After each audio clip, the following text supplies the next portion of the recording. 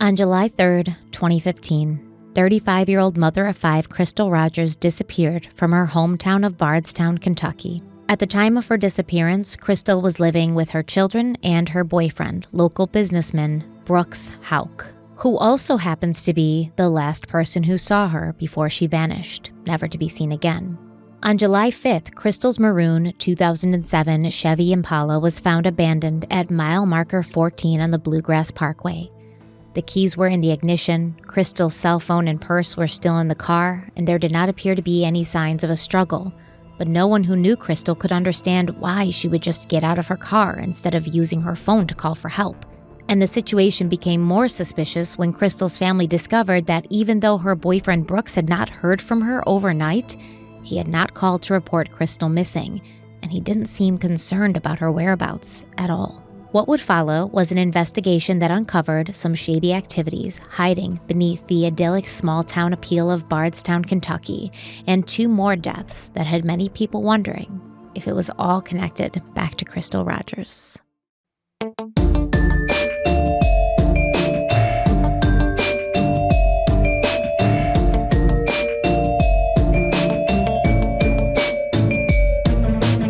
Hello, everybody. Welcome back to Crime Weekly. I'm Stephanie Harlow. And I'm Derek Levasseur. So today we are diving into a case that you actually told me about when we were recording Crime Weekly last week. And I was like, yeah, I'll look into it and, maybe we'll cover it for Crime Weekly like soon or whatever. And since we have next week off... By the way, we have next week off. We're closed. We're shut down. We didn't even know we were off. Yeah, and I didn't. Crime Weekly is closed for business next week. Apparently, we get 2 weeks off a year. Oh, that's it. What other week did we pick? December, the Christmas week or whatever we picked. So we picked the Halloween week and we picked the Christmas week, which, let's be honest, those are the two most important holidays anyways. Yep. So you can go trick-or-treat and all that good stuff. Yeah, because we would normally record on Halloween night, so that is why we chose to not do that, because our kids would probably never speak to us again. Not be happy with us. So we're not going to be here. So I didn't want to start a multi-parter right before we were off, but then I realized, when have we ever not done a multi-parter? I think we did that back in the day. We did a one-off, but it's very hard to do. So at least they have to be two parts. And then I started looking into this case that you told me about, Crystal Rogers, and I was like, holy shit.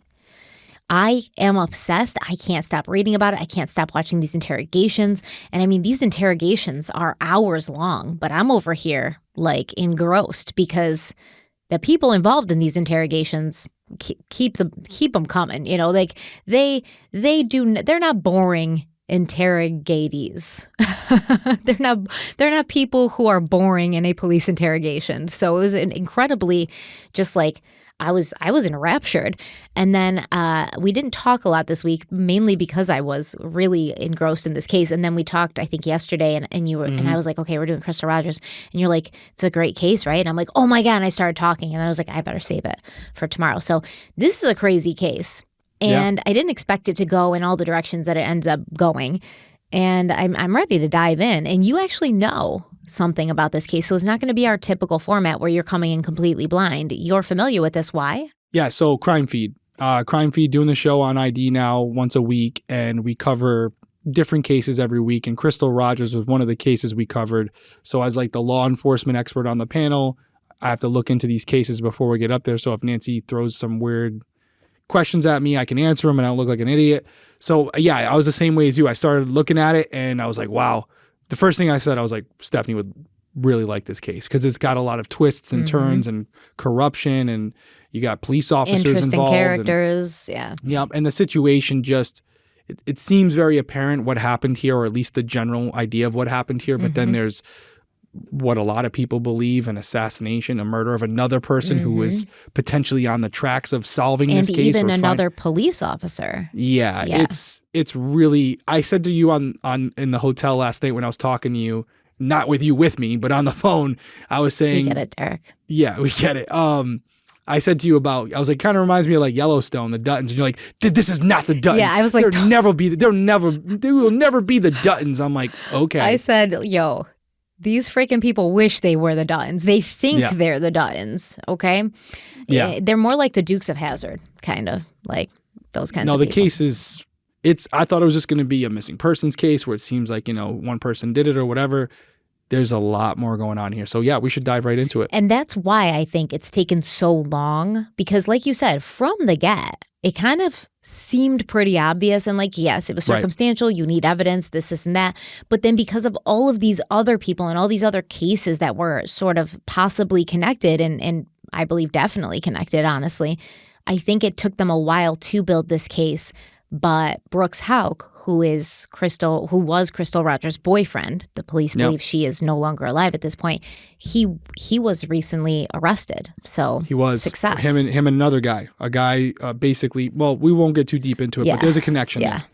So yeah, I'm looking forward to it. It will be a little different because even though I haven't read the specific script, I do know where this is going, this case. So it'll be a little different for you guys, but I think it'll still, you'll get a lot out of the case. You've covered it on Crime Feed with Nancy Grace. Every time I hear you say Crime Feed, I want to go, Crime Feed, Crime Feed, Crime Feed.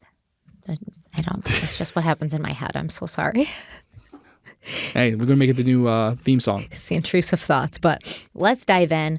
Let's do it. Crystal Maria Rogers was born on April 4th, 1980 to her parents, Tommy and Sherry Ballard, in Bardstown, Kentucky.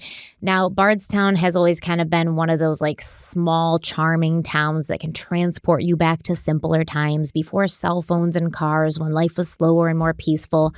They're known as the bourbon capital of the world, and they've been named the most beautiful small town in America by USA Today multiple years running. The locals love it just as much as the tourists because they feel a sense of community and support.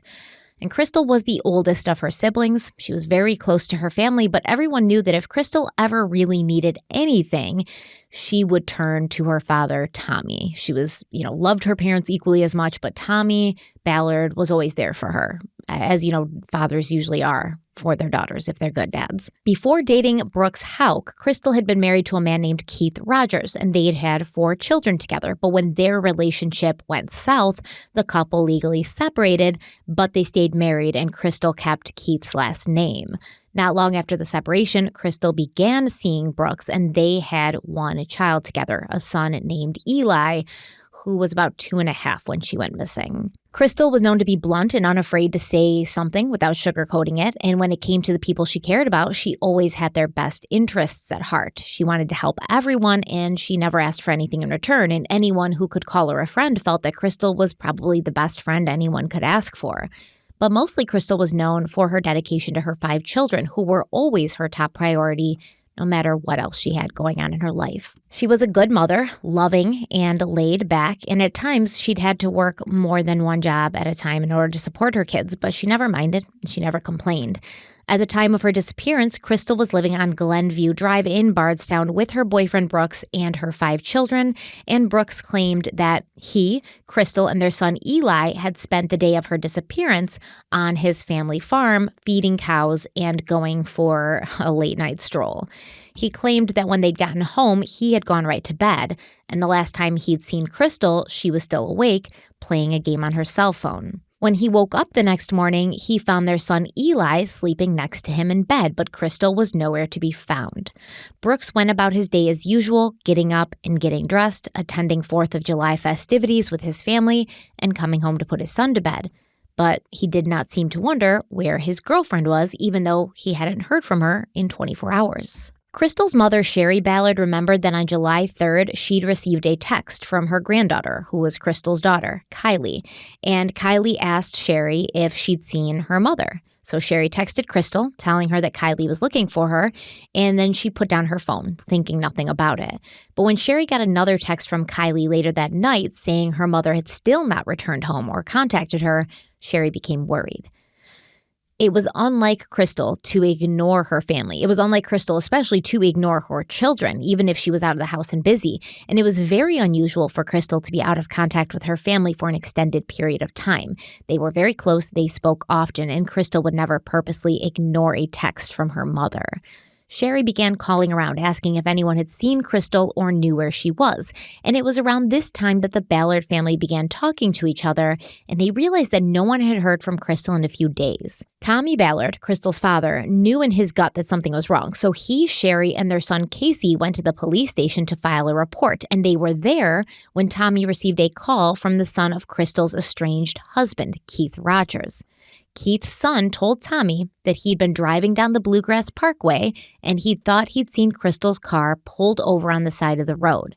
Casey and Tommy drove over to the highway and confirmed that the car pulled over to the side was Crystal's. And it's often reported that the Chevy had a flat tire, but according to the Ballards, that was not necessarily true. The back passenger tire was not completely flat, but it was low to the point where they could see black marks on the road from each side of the tire. But it wasn't so low that Crystal wouldn't have driven the car. And in fact, Crystal had driven her car with a low tire plenty of times in the past, as I have. Due to this and to other details seen in the car, Crystal's family does not believe she was the one who drove her Chevy Impala to that location. Her brother Casey said that when Crystal drove, she would have her seat slid up closer to the steering wheel, but the back of the seat would be leaned back. When he found the car, the seat was slid back from the steering wheel and the seat back was pulled up. Additionally, the location where the car was found was not a safe or ideal place to pull over, even if you were having car trouble or had a flat tire. And if Crystal had gotten out of her car, why wouldn't she bring her cell phone so she could call for help or get a ride? Right. And I think, I don't know if you said, I don't know if you said it in this section right here, but you definitely said it in the teaser. Just a reminder, cell phone, purse, keys still in, cell phone, purse in the car, keys in the ignition. Mm-hmm. Okay. So like you just said, not to beat a dead horse here, if she was in a situation where, let's say she pulls over because for some reason she felt the tire was too flat and she didn't want to drive it anymore, she would have used her phone. She would have used something to get a hold of either her father or her boyfriend or someone to say, hey, listen, I'm over on the side of the road. I need some help. Or even called AAA or the police, whatever. She would have called someone. And as you mentioned, and we don't want to infer too much here because some of you already know this story, the seat was not in the position that it would be in if Crystal had been driving the car. It appeared that someone who was a little bit larger in stature might have slid the seat back so that they could drive the car. Obviously, a lot of you are very astute. You already know where we're going with this. You're going to think, oh, was Brooks driving the car? I don't necessarily know if it was Brooks. Mm-hmm. And why I think that will become more clear as we dive into this case, which makes it so crazy because on the surface, you're thinking, yep, last person to see her alive, it's got to be the boyfriend or the husband, right? That's usually the case. It appears there might have been other people involved with this whole situation. Yeah. He had help. And that's what makes this case really dynamic because I will tell you this, if he in fact did it, which he's still innocent at this point, if he had done it alone, we probably wouldn't be here with an arrest, right? The fact that he involved other people, you always, and I said this on Crime Feed actually, you want to go after the person with the least involvement but the most to lose, right? The person who is not as heavily involved in the crime itself but still is charged as equally as the person who committed the murder, and therefore they're going to be more willing to roll on the person who actually killed the individual. So that might be the saving grace in this case. But yeah, Tommy found the car with the rest of the family, and the fact that he found the car, as far as you were going to learn more about Tommy, I think in this script, he was on a mission, this guy, for his daughter.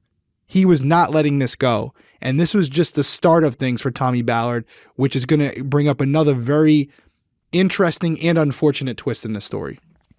Yeah, and that's kind of what I wanted to touch on. Also, it's weird to me when you would commit a murder and you would bring in other people to help you. You would give other people that kind of information, which, let's be honest, can and will destroy you if it ever gets out. I never really got that. But at the same time, somebody like Brooks Houck and the people he runs with, if they've already shown, and this is just alleged because none of this has been proven, if they've already shown that they're not afraid to two can keep a secret if one of them is dead then there may be a lot of fear too. Like, I don't want to become another victim, so I'm going to keep this secret. But then after, it's been over a decade now, correct? Yeah, this happened in 2015, so yeah. Not quite. Almost 10 years, yeah. Almost a decade, yeah. So about 9 years. If you've had multiple people involved with an illegal activity and, especially a murder, and you can get them to be quiet about it for this many years, you're living on borrowed time at that point, because it's only going to be a matter of time before law enforcement, the FBI gets to these people and they scare them more than you could, right? So Yeah. I think that's where we're at. Plus, there's also, I mean, you're going to see when we go over the interrogations of Brooks and his brother, Nick Houck. I mean, these guys, they don't know what they're doing. They think something's off. They think they're like this. They think they're the Duttons. They wish they were the Duttons, but yeah. John Dutton would never do this. Question: did you mention the dynamic, the situation between Brooks and Crystal in the tease? I can't remember if you did, but if you did, I apologize. But Crystal had 5 children. I know you said that. Mm-hmm. Only one of those children belongs to Brooks. Eli, yes, the youngest. So did you mention that in the beginning? Yes. I apologize. Okay, and I believe it's Eli. But I think there's discrepancy. Again, I feel like I've heard this already, so I don't know what was said, what wasn't. But I feel like there's discrepancies in Brooks's account of Eli being there that night, because I feel like I remember in the interrogation where they were saying that he wasn't there, and Brooks is like, I don't know why someone would say that, because he was with us all day, or he was with us all night. Yeah, we were talking about that last night. Yeah, we were talking about it as well. So I think that was a discrepancy as well. But we'll get all into it, because that would be the window, right? If we're to believe that Brooks is somehow involved, it obviously happened that night before he went to bed. This is how this all transpired. And you would think if it had happened and it was violent, Eli would either be sleeping or wasn't at the home, or he would have heard or seen something. Well, we're going to see that Detective Jon Snow, which I can never forget his name because yeah, you love it. You say his full name every time. Detective Jon Snow. Every time. You said it last night too. When he's interviewing Brooks, he's asking this, and we're going to talk about that, but he's like, well, it was like late, was your son up at this point? Because what kind of, and then Brooks is like, oh yeah, he loves to stay, like, we're going to go in there. He loves to stay up late. He always stays up late, So was the kid there? He could have been there at the time of the murder. He was young enough where, he could have been sleeping in the car. He could have, he could have even seen something and not really known what he saw. So he wouldn't know how to even verbalize that, because he's 2.5. Right. So, he was young. Yeah, very young. So there's a lot of unknowns, but I will say I believe the police know exactly what happened. But they've been very, very closed-lipped about it since day one. Like, we don't even know what they found in her car, right? Her car, there's driveways in play, there's search Other areas cars. that they did. Yeah, there's a lot to go into, and I got to keep reminding myself not to go too far ahead of you here. We got a whole script, but yeah, there's a lot. All right, we are going to take a quick break. We'll be right back. Stitch Fix totally gets me. Yes, I have a stylist. She's a fashion expert who shops for me and knows exactly what I like and what I don't like and what will fit me. And she sends me pieces in my budget. It just makes shopping easier. Honestly, Stitch Fix is the best way to shop new styles and brands. You can think of them as your style partner. Your personal stylist will learn about your tastes and collaborate with you on looks that you love without breaking the bank. All you have to do is share your styles, sizes, and budget with a quick style quiz, and Stitch Fix will send you 5 items in a fix right to your door. With your choices in mind and sizes from extra small to 3XL, they'll find your perfect fit. The best part is you can try everything on at home, you can keep what you like and send back the rest. Shipping and returns are always free. And Stitch Fix has over 1,000 brands and styles, so no matter what season of life you're in, Stitch Fix has you covered. You can simply order a refresh as needed or set it and forget it with regular fixes. You're completely in control. And over time, Stitch Fix and their seasoned style experts will match you with greater precision to perfect pieces for you based on your likes and dislikes. It is so easy, and it's actually a lot of fun too. And I know Derek has definitely used Stitch Fix before, and I would like the male perspective. What do you think? I love Stitch Fix. I'm someone who's very busy. I don't have a lot of time to go out and shop, and frankly, I don't have a lot of style. So going on there, being able to take the quiz and kind of get a visual representation of what they offer, go through, mix and match, and like you said, you can order some things. They send you your package, and if you don't like something inside the package, I believe you have 3 days, or you can even ask for an extension to send it back. There's no charge to you. It comes with a prepaid bag to ship it back, and if you want, they'll send you new items to replace and try to match with the stuff you have. So first off, I'd like to say thanks to Stitch Fix. They get me. I think they'll get you too. Try Stitch Fix today by going to stitchfix.com/crimeweekly, and you'll get 25% off when you keep everything in your fix. One more time, that's stitchfix.com/crimeweekly. One more time. If you didn't hear it the first two times, stitchfix.com/crimeweekly.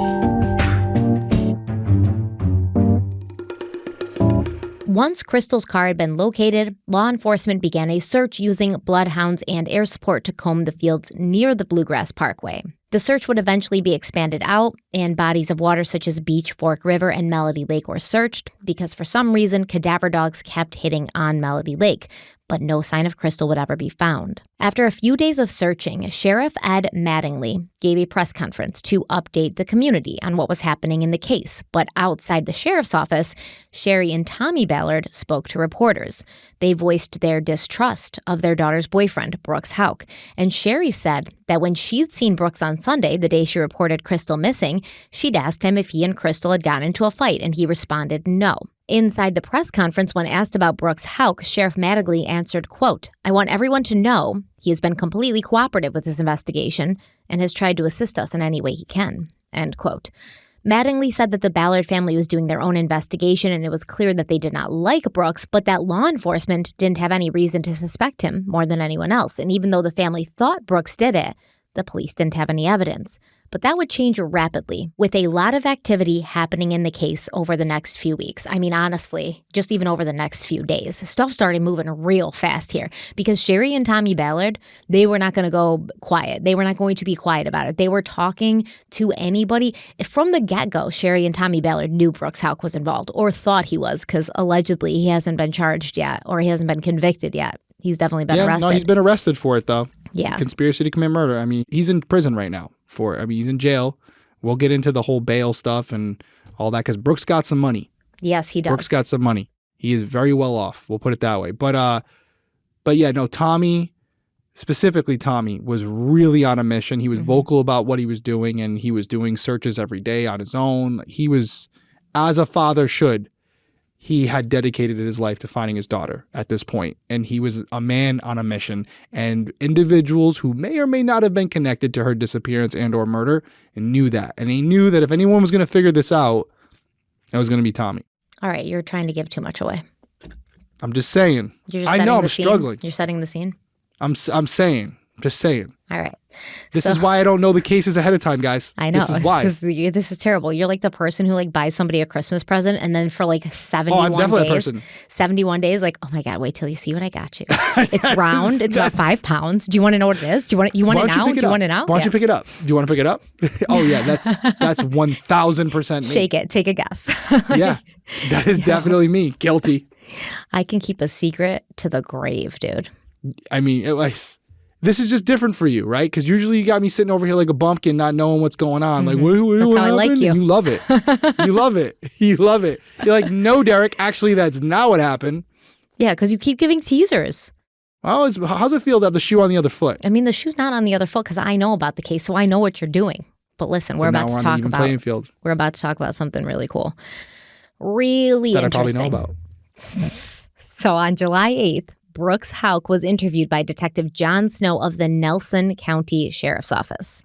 So Bardstown is going, like a lot of places. You know what this kind of reminded me of at first? What was the case we did with the, I forget her name now because it's late and I'm tired. She was on the side of the road. Her car was found. She was dead in the side of the road. Michelle Lawless? Michelle Lawless. Kind of reminded me of that because there's like a police force and then there's the sheriff's office. Right. And they're gonna sort of handle different things and they have their own jurisdiction. Like they're expected to work together and cooperate with each other. But when the sheriff's office has a case, the police department isn't really getting involved unless they're asked to help.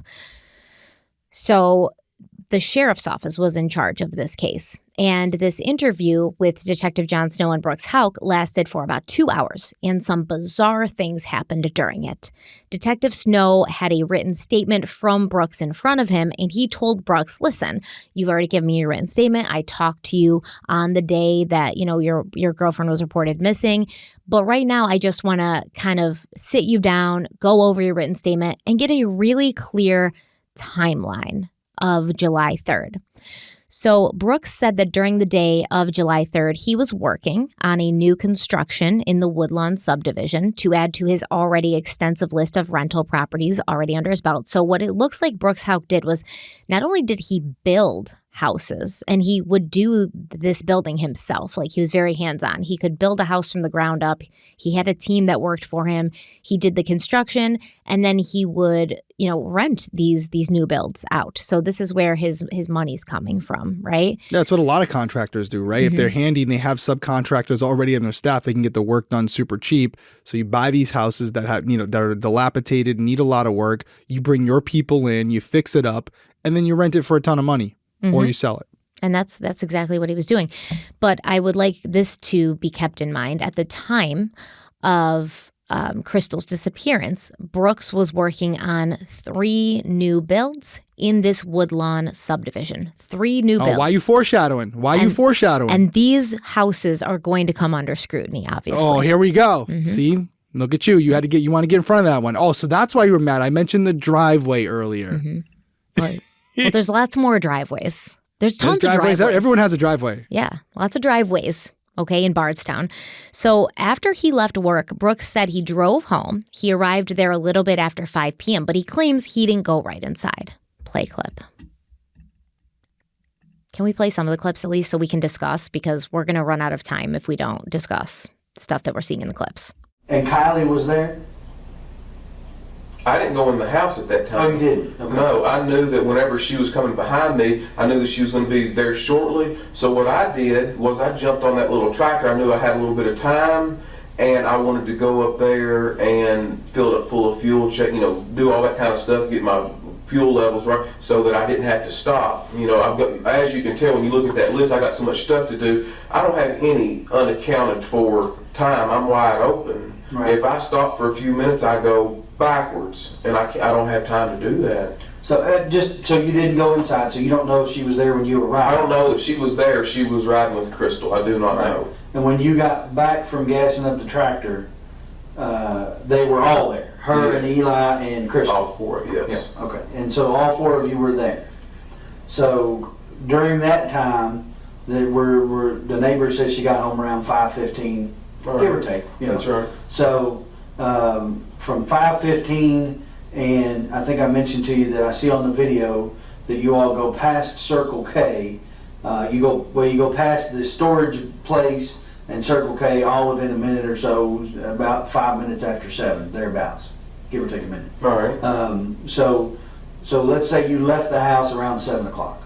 Fair enough? That's fine. There's going to be a little bit of time, but I'm just generalizing. So she gets home about 5:15, you get back from the store, you all are there from, let's say, 5:30 to 7 o'clock together, the 4 of you.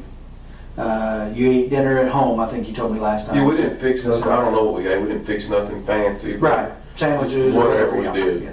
Yeah. You guys leave to go to the farm, but Kylie does not go with you. That's correct. She stays there, waiting on Kathy. Her Mamaw, Kathy, her father's mother. Yeah, Kathy Fenwick. Yes. Right. So she stays there. You don't know what time she gets picked up, but she's there when you all leave. Yes. Because that was one of the things, I think she got confused, Kylie, not Kathy. Kylie got confused about the time frames when I was talking. But I can't speak on their. Yeah, no, that's fine. I'm just trying to make sure I'm not confused. All right. That's fine. What you said is my understanding of it. Okay. So you guys leave. You go. Presumably, you go out Bloomfield Road to Guthrie because you go past Circle K and not turning on Woodlawn Road. So you go out there, and then the next time I see you is when you pass Caddy Shack, the little restaurant there on 49. You go past there, and it's about the right amount of time for you to be traveling, And then you get to the farm around, best I can figure out by the time frame on the video, is about 19 minutes after 7. So you're actually there, roughly about 7:20 or so. Okay. Okay, so what you hear is Detective Jon Snow. He's asking Brooks to explain. Okay, you got home from work, and then you, Eli, and Crystal left right around 7 to go to the family farm. They were the only ones who were going. He's talking about Kylie. Now, this is Crystal's oldest daughter. Kylie got picked up by her grandmother that night, so she wasn't home. And he's asking questions. And you've taught me this. He's doing this because he wants to nail down a timeline for Brooks. Locking him in. And he's already got, Detective Jon Snow already has surveillance You're going to call him Jon Snow through the whole episode? I'm going to, yes. Okay. Detective Jon Snow Detective Snow. already has surveillance footage from, restaurants and stores along the route that they would take from the house to the family farm that Brooks' family owns. And he's saying, well, okay, so you passed this place around this time, and you passed this place around this time. And so would you say, and Brooks is doing a strange thing. He's kind of like, okay. He's not saying like, yeah, that makes sense. He's saying, okay, because honestly, I don't even think he knows what the timeline actually is specifically enough to agree with this. I also think he knows that the cop's setting him up. Well, he knows that he's being led into establishing a timeline. If the detective's just willing to round around, like he's like, well, let's round to 7, and he's like, sure. He's like, okay. If you're willing to give me this much leeway, you're locking me into a very small, tight window at the end of all this. So yeah, and he's like, you said it, not me. So there you go. You said it, not me. I was just agreeing with you. Yeah. And let me say this: you can tell through this that Brooks had some prep work going into this. He was anticipating this interrogation, and it seems like he may have planned for this scenario and how he was going to answer like it. Someone told him how to act. Like he was coached a little bit. Yeah. Yes. Well, coached to an extent, but you can't help the nervousness that naturally will come out in somebody. You can't change the facts. And what Brooks does, and you saw it at the beginning of this clip, he babbles a lot. I'm really busy. I don't have time. I don't have time to stop and look at the clock. I don't have time to see what time it is. If I go back, I go forward. I go forward, I go back. He seems nervous right off the bat, in my opinion. And so I would agree with that, especially if he has something to be nervous about, right? Like, I mean, either way, even if he was innocent, being brought in there is not a good thing, right? Everyone knows that the husband or boyfriend's going to be the first person that's looked at as a potential suspect. But if you did do something wrong, the last thing you want to do is being interrogated by someone, because it's going to only open yourself up to an opportunity where you slip up and say something that gets you in trouble. So the Houck family land was a 245-acre farm located on Pascal Ballard Lane, 9 miles south of downtown Bardstown. 245 acres. That's a lot of land, a lot of wide open spaces there. By the time Detective Jon Snow spoke to Brooks, he'd already gained access to and viewed surveillance footage. And this shows the street that the farm is on. So it's not necessarily security footage from the farm, but it shows you who's coming and going to and from the farm and what time this is happening. Thank God for that, by the way.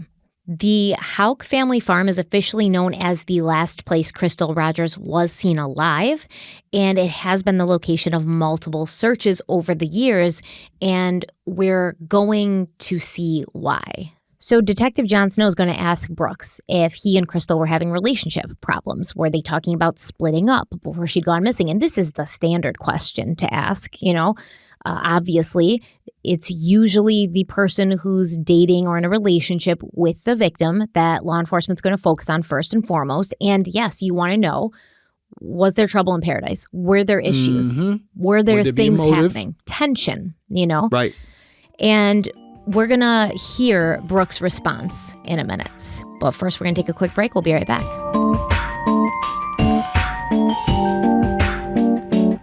So I personally have 3 dogs. We also have a hedgehog, a couple bunnies. We have a lizard, a bunch of chickens. Shout out Oreo. It's Oreo, right? Yeah. Shout out Oreo. That's the hedgehog. This is definitely a house of animals, and I love every single one of them. In fact, they're like the best part of my day. But let's be real. Having a pet is expensive. Even the chickens that are outside and laying eggs and technically like farm animals, I spent a lot of money a couple months ago bringing Blueberry, the chicken, to the vet because she got attacked by a hawk and I didn't want to lose her. So it's expensive in general. From natural pet food to pet sitting when you go on vacation, the costs can skyrocket quickly. But one thing that's definitely worth it for your fur baby is pet insurance. It's time to upgrade your pet insurance game. Whether you have a dog or a cat, Embrace Pet Insurance offers customized plans for your pet's exact needs. Did you know vet care prices have increased by 33% from 2022 to 2023? It's not hard to believe because everything has increased, but when you start adding it all up, it's insane. With Embrace Pet Insurance, you can visit any vet or emergency clinic, and if you have multiple pets to insure, which I do, you're eligible for a 10% multi-pet discount. Plus, they have a 24/7 helpline and optional wellness rewards program to ensure you prioritize preventative care for your pet, so you hopefully never, ever even need to use Embrace in the first place. Some people may find pet insurance unnecessary or pricey, but it's actually far more affordable compared to high emergency vet costs, I would know, and it gives peace of mind. You have insurance for your family, your loved ones, your kids. Why not for your pets? You want to keep them with you for a while. They're a part of the family. Why not have insurance for them? So we definitely think that Embrace Pet Insurance is a really great option for anybody who has a fur baby that they love. And Derek's going to tell you how you can check them out for yourself. That's right. Don't wait for the unexpected to happen. Join the massive community of pet owners who trust Embrace Pet Insurance to protect their pet. Head over to embracepetinsurance.com/crimeweekly and sign up for pet insurance today. That's embracepetinsurance.com/crimeweekly. One more time, that's embracepetinsurance.com/crimeweekly. Okay, let's play the clip. Remember that Detective Jon Snow is asking Brooks, were he and Crystal having any relationship issues or talking about splitting up? Had you and Crystal ever talked about breaking up? I mean, obviously we have fought just like any other any other couple, but in the last several years, I mean, it's came up, but we've always found ourselves together moving forward. Mm-hmm. So that it's mentioned, but it's never happened, and we've always found ourselves together moving forward. You said you all had talk about splitting up. Had that been more recently, or was that before Eli was born, or had that been? I don't remember the exact dates, but if you'll recall back in a couple of days ago when we had talked, mm-hmm. whenever usually that had came up, she had always went to like Sabrina's house, sure. or she went out with Brooke or to her parents for a short period of time, a day and a half, and after she cooled off, and we had a chance to talk a little bit, we always found ourselves back together. But it has been at times a stressed relationship. I'm not here telling you anything other than that. Sure. That is the truth, and that's accurate. Yeah. That has been discussed, but we've always found ourselves together. We loved each other very much, and that right there is the bottom end of it. Well, the reason I ask is because there are some people that she's associated with that are telling us that she had made some tentative plans to leave, like looking at an apartment at that store above the apartment above the store. I'm just trying to figure out if that was something that was ancient history or if that was something that was more recent. Well, that's news to me. Mm-hmm. I don't know anything about that. So when you all, let's say the last time you all had discussed splitting up, she didn't discuss any specifics with you about moving to an apartment or anything like that? Just that you all were having some issues and you resolved it? Say all that again. Yeah. Break your question. Break them down. The last time that you all had that type of a disagreement, okay? The last time that there was the possibility that you might split up, did she specifically talk to you about moving out somewhere? No, not anything that I. She's never had an isolated point saying, "Hey, I'm moving here, moving there." I don't recall anything like that. Okay. No, sir. That was my question. All right. Just if she had. Well, sometimes I know that you all do this for a living. Sometimes I feel like when you ask me a question, you put so many things, and I'm thinking we need to dissect it a little bit so I can answer each part specifically rather than put so. And I'm not, please don't get upset at me for saying that to you. No. Put so much stuff in when I want to break it down in a simplified, direct question rather than put so much information into one question. Try to answer one and have a bunch of parts in one. No, that's fine. If you need me to, that's fine. What you did right there is just fine. All right, yeah, I just want you to ask it a different way, or ask because I want you helping me. No, that's all right. That's all right. That's fine. Okay, so you heard Detective John Snow, ask if Crystal had ever specifically told Brooks that she was moving out or looking for an apartment to live in, since that was the information that he'd gotten from a friend of Crystal's. But Brooks claims to have no knowledge of this plan, which could be true. You know, if maybe she was wanting to move out because she was scared of him, she didn't want him to know, she didn't want him to do something to try to stop her. This could absolutely be true. And in fact, that element could be. Yeah. And he sounds calm. He sounds steady. He's like, I have no knowledge of it. Like she'd never mentioned. He sounds like he's telling the truth. But then he seems to be a little overwhelmed by this line of questioning. And he tells Detective John Snow, slow down, break up the questions so that I can understand them. Which is also fine, but I feel that this very hyper and animated way that that he addresses this, it may have indicated a level of nervousness in him, and also maybe he was trying to buy some time. You know, kind of like ask that again and slow it down and break it up, because it wasn't a complicated question. He said, did you ever hear that she had wanted to get an apartment? And he's like, hold on, slow it down. I think sometimes you cops phrase things in a certain way because you do this every day.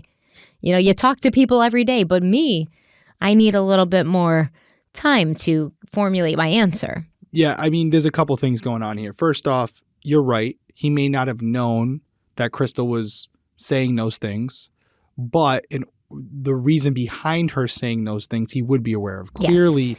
If she's making comments like that, there's something not right in the relationship. So if Brooks tries to paint their relationship as anything but it was a perfect relationship before she disappeared, and he wouldn't know why something would happen to her or why she would leave or anything like that, that would be a lie. Well, he didn't say that. He said, we've had our share of issues like many couples have, but we've always worked through them and we've always found our way back to each other. Yeah, but that's, again, Crystal's not here to confirm or deny that, right? It's his word against nobody right now. Mm-hmm. So it's easy for him to say that. All you can really go off of is what some of the last words of the victim, which is like, I need to get out of here. I need to go. It also seems like a safe answer, right? Because no relationship is perfect. So if you tried to make it seem like it was perfect, that might seem like we never fought. We never fought. No, we loved each other so much. Perfect. It's always been perfect. That may seem suspicious. Whereas saying, well, you know how it is, Detective John Snow, women be doing women things and sometimes you got to calm them down, but we always found our way back to each other. That's a legitimate response that doesn't seem too extreme in one way or the other. Yeah. The other thing about your boy, Jon Snow, and he's doing a good job, but he's not doing a great job. And I don't ever I try not to Monday morning quarterback other detectives' work, because everyone has their own way to doing it. But one thing I was very good at was interrogations and had a lot of training in it. And I will tell you that you can tell in this, for someone who's trained in doing this, I can tell how excited Detective Snow is. He feels like Brooks is good for something, and he's leading a little too much. He's telegraphing his playbook. Like, it's very obvious to Brooks that John's trying to get it all out. He's trying to get it all out. He's just trying to set him up really fast. He's not, you got to slow play it. It's a dance, right? It's a marathon, not a sprint. He's trying. So you guys were perfect, right? Or he's and Brooks is like, whoa, slow down, partner. You're trying to get it all out at once. You're trying to lock me into a statement all in one sentence. Let's break it down. So one criticism I would say is it doesn't take a hardened criminal to know that Jon Snow, like we're saying, as just listening to it, you can hear that he's trying to set him up. He's setting up, it's a chessboard, and he's telling him his moves with his behavior. I always talk about the person that you're interrogating and how you're reading their verbal and nonverbal cues. Well, Brooks is sitting in the other chair reading Detective Snow's nonverbal cues and his positioning of his body and all this and how excited he is and how quick he's moving on to the next question and how he's lumping a lot of different things into one phrase, one sentence. So I feel like Brooks is saying indirectly like, oh, slow down for a second. I can see what you're doing here. I'm going to pretend like I don't know, but just relax. Break it down one by one so I can pick apart what you're trying to do, because clearly you're trying to get me. I can see what you're doing here. So that's the one thing I would say about this interrogation. Yeah, Brooks Houck is clearly more intelligent than he tries to portray himself in this interview. He's trying to seem like this good old down-home boy. I just love farming and building houses, and I don't even look at the clock. But he is far more intelligent than he's making it appear that he is. And he does this a lot throughout the interview when he's asked certain questions. For instance, when he's asked a question about Crystal being on the farm on the evening of July 3rd, he sort of goes off on a tangent about feeding cows and how you feed them differently in the winter than you would in the summer. And it feels like he keeps trying to reroute the conversation to things he can say that he knows, things that he doesn't have to lie about, things he can talk confidently about that isn't going to trip him up, basically. Like he don't really want to talk about timelines. He doesn't want to talk about specifics or facts, but he will talk for 5 full minutes about feeding cows. Right. Yeah, that's a pivot, right? We do it in television too, where if they're talking about a topic and you don't really know the answer to it, you give a quick statement about that, but then you pivot to something, a part of the case that you're very familiar with. And yeah, he's comfortable talking about things that aren't incriminating, right? Anything that's not going to tie him up into a statement that can be used against him later. And so that's why he's really trying to dissect, which he said. I want to dissect. He literally spontaneously just said it. I want to dissect what you're saying.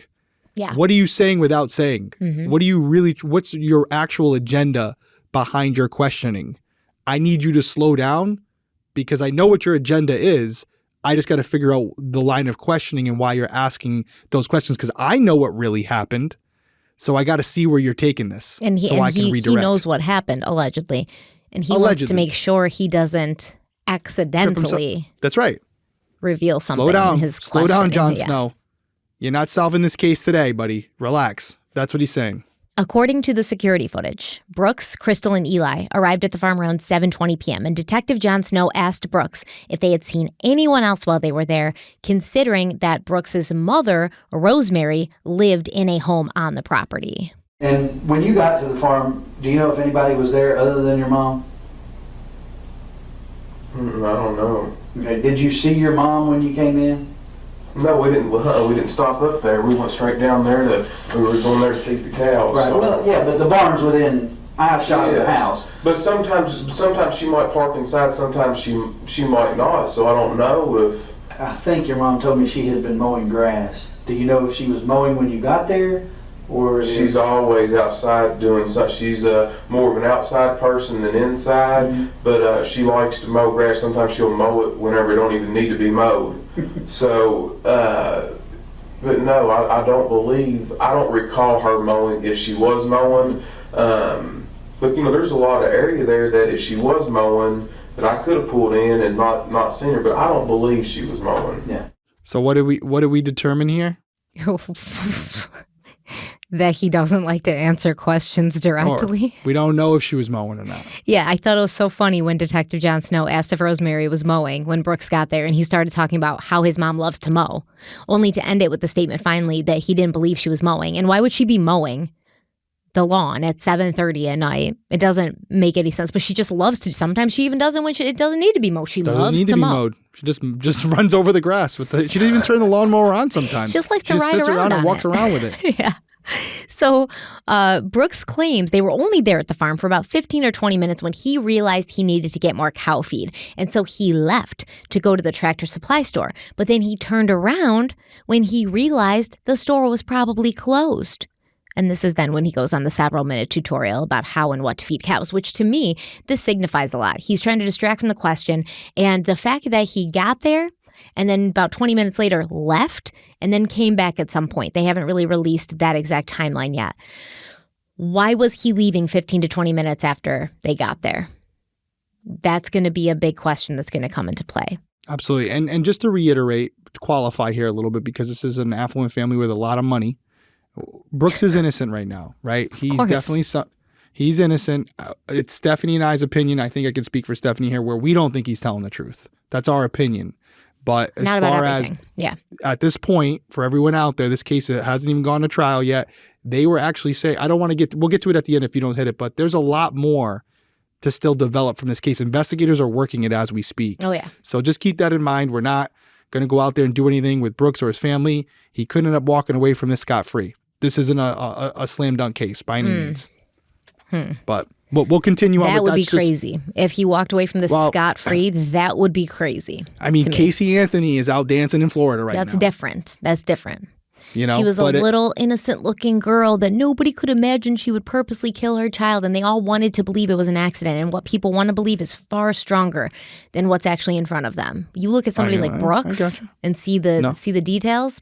I mean, Casey was saying she worked at like Disney World or some shit like that. I mean, she was pushing it too. She wasn't Universal Studios. Universal. I apologize. Yeah. I stand corrected. But yeah, I just wanted to put that qualifier out there. We like this show. We don't want to get sued and lose everything. So yeah, there you go. Brooks, innocent until proven guilty in a court of law. Yep, sure. So Brooks said that he, Crystal, and Eli fed the cows and watched them eat for a bit before walking for a while down a gravel path on the land. And then he draws a map for Detective John Snow and shows where he went. Snow then asked Brooks about a bulldozer he'd seen in the driveway when he'd been at the property earlier, because Detective John Snow already done been at the Houck family farm. And Brooks said he'd moved it Saturday. So Saturday would have been the day after Crystal went missing. They went out to the family farm Friday night. And he said he did this because there was some trash on the property that his mother would complain about if he didn't get cleaned up. So he would usually gather it all up with the dozer and then start a fire and burn it, as opposed to driving it to the county dump and having to pay the dump fees. And then Detective John Snow asked Brooks, "Hey, did you burn anything Friday night?" And Brooks said, "Yes, I did, actually. And it's not uncommon for me to do that because I don't want stuff piling up to the moon." You had a little fire. When was that? After you took your walk or before you took your walk? I lit it. I don't know if I lit it right before we took off walking. I know we fed the cows first because I want to do that as quickly while we had still plenty of daylight. I don't know if I lit the fire before we walked back here or right when I got back. I could have done it either one. I don't remember. Mm-hmm. So you lit the fire. I'm assuming then you probably don't leave until the fire burns out. Would you leave it burning? I don't know. I generally don't like to walk. Yeah, but if it's just a bed of coals, it's not like burning. I wouldn't leave if I thought there was any danger. Not especially when I got all this equipment and barn and stuff there. But I mean, if it's died down and it's just a big bed of coals, I'm not too worried about it. Yeah. You know, so especially if it's not in August or September when everything's just perfectly dry. It wasn't. Had plenty of rain. Yeah, and the ground's wet and dew's on. Yeah, it's not a big. To me, I'm not a firefighter, so. But you definitely moved the dozer on Saturday. Yeah, I moved the dozer on Saturday. So this becomes a pattern with Brooks. He says something happened, but he can't remember exactly how or when it happened. And at this point, it's only been 4 days since the events he's describing, and it seems that his memory's very foggy considering the short amount of time that has passed. This happens again when Detective John Snow asks Brooke what time he got back to the farm the following day, and he says, "Well, I don't know. Before lunch? Well, before lunch. It was morning time, but not early morning or late morning, mid-morning." Snow tells Brooks that according to the security cameras, it looks as if he, Crystal, and Eli didn't leave the farm until 5 minutes before midnight, and that seemed kind of late for a 2.5-year-old to be up. All right, so you guys, you've taken your walk. The fire is down, maybe not out, but it's down enough, and you're leaving, and it looks, again, looking at the video, looks like it's about 5 minutes till midnight. All right. That's, to me, and I've got a couple of kids, but everybody parents a little differently. To me, it seems a little late to be out on the farm with a 2.5-year-old. Where is he at midnight? Has he been asleep in the car for a while? Is he still he's still wide open, and he'll really any night he's so used to sleeping so later in the morning. His normal day, that's his 7, 8 o'clock in the evening. Really? 11, because she sleeps much later in the morning. She stays up. So, and it's always been that way. So he's good to go at midnight. He's wide open. Yeah. Okay. Now, correct me if I'm wrong, but this is actually a pretty easy statement to disprove if it wasn't true, right? Because there would be enough people like grandparents and things like that who would know whether whether 5 minutes to midnight was like 7 to 8 p.m. in the evening for little Eli, who's... Yeah, did he normally take his bath at 7 or 8 p.m. like Brooks was stating? Well, no, what he's saying is Detective Jon Snow's like, why is this kid up at midnight? So it seems kind of late. And Brooks is like, no, actually, because Crystal goes to bed super late and she sleeps in really late in the morning. So for Eli, this is normal because he goes to sleep with her. So he usually goes to sleep with her like at midnight or later. This is like 7 to 8 at night for him. So wouldn't other people know? Did Eli stay up till midnight every night? Like, wouldn't his siblings know that? People who live in the house with them? This feels like it would be pretty easy to disprove. And Brooks could have easily said, yeah, actually, by that time, Eli was asleep in the car. So, it's, is there some truth to it? I'm not sure. But it does kind of paint Crystal in a negative light, kind of in a passive-aggressive way, right? She stays up really late with our son, and she sleeps in late in the morning. I have to get up and go to work super early. I got to get up at 6, but she stays up and wakes up at her leisure, and that's why our kids' hours are all off. Yeah, and I think either way, just to go back to what I was saying, Brooks is picking up what Eli said, what Jon Snow's saying here, where he's trying to put out like, was your son awake? Was he even with you guys at that? Like, is trying to put all. Brooks knows where he's trying to lead him. So instead of saying, yeah, it's possible, he's gonna counter it. No, actually not. Actually, it's the exact opposite of what you're suggesting. Even though you're trying to paint it as like you're my friend and you have kids and you can relate to me, I see what you're doing. And just because you're trying to take me there, I'm going to go the exact opposite direction and say what you're saying, although it's true for your kids, it's exactly the opposite for mine. So that point, that angle where you were going, that journey you were taking me on, I'm not going there with you. Yeah, like you don't know what you're talking about. That's it. Like, where you were trying to lead me because it's super innocent, I'm going to go the exact opposite. How about that? Where are we going now, Jon Snow? Yeah, and like what the hell are they doing on this farm at night in the dark for all this time? They get there around 7:30, let's say. They don't leave till 5 minutes till midnight. That's like almost 5 hours. What is Detective Snow saying without saying here? What is he telling you that he believes happened at this point? Let's just take a guess. Take a little gander. What do you think he's saying at this point? Was he telling us or was he telling Brooks?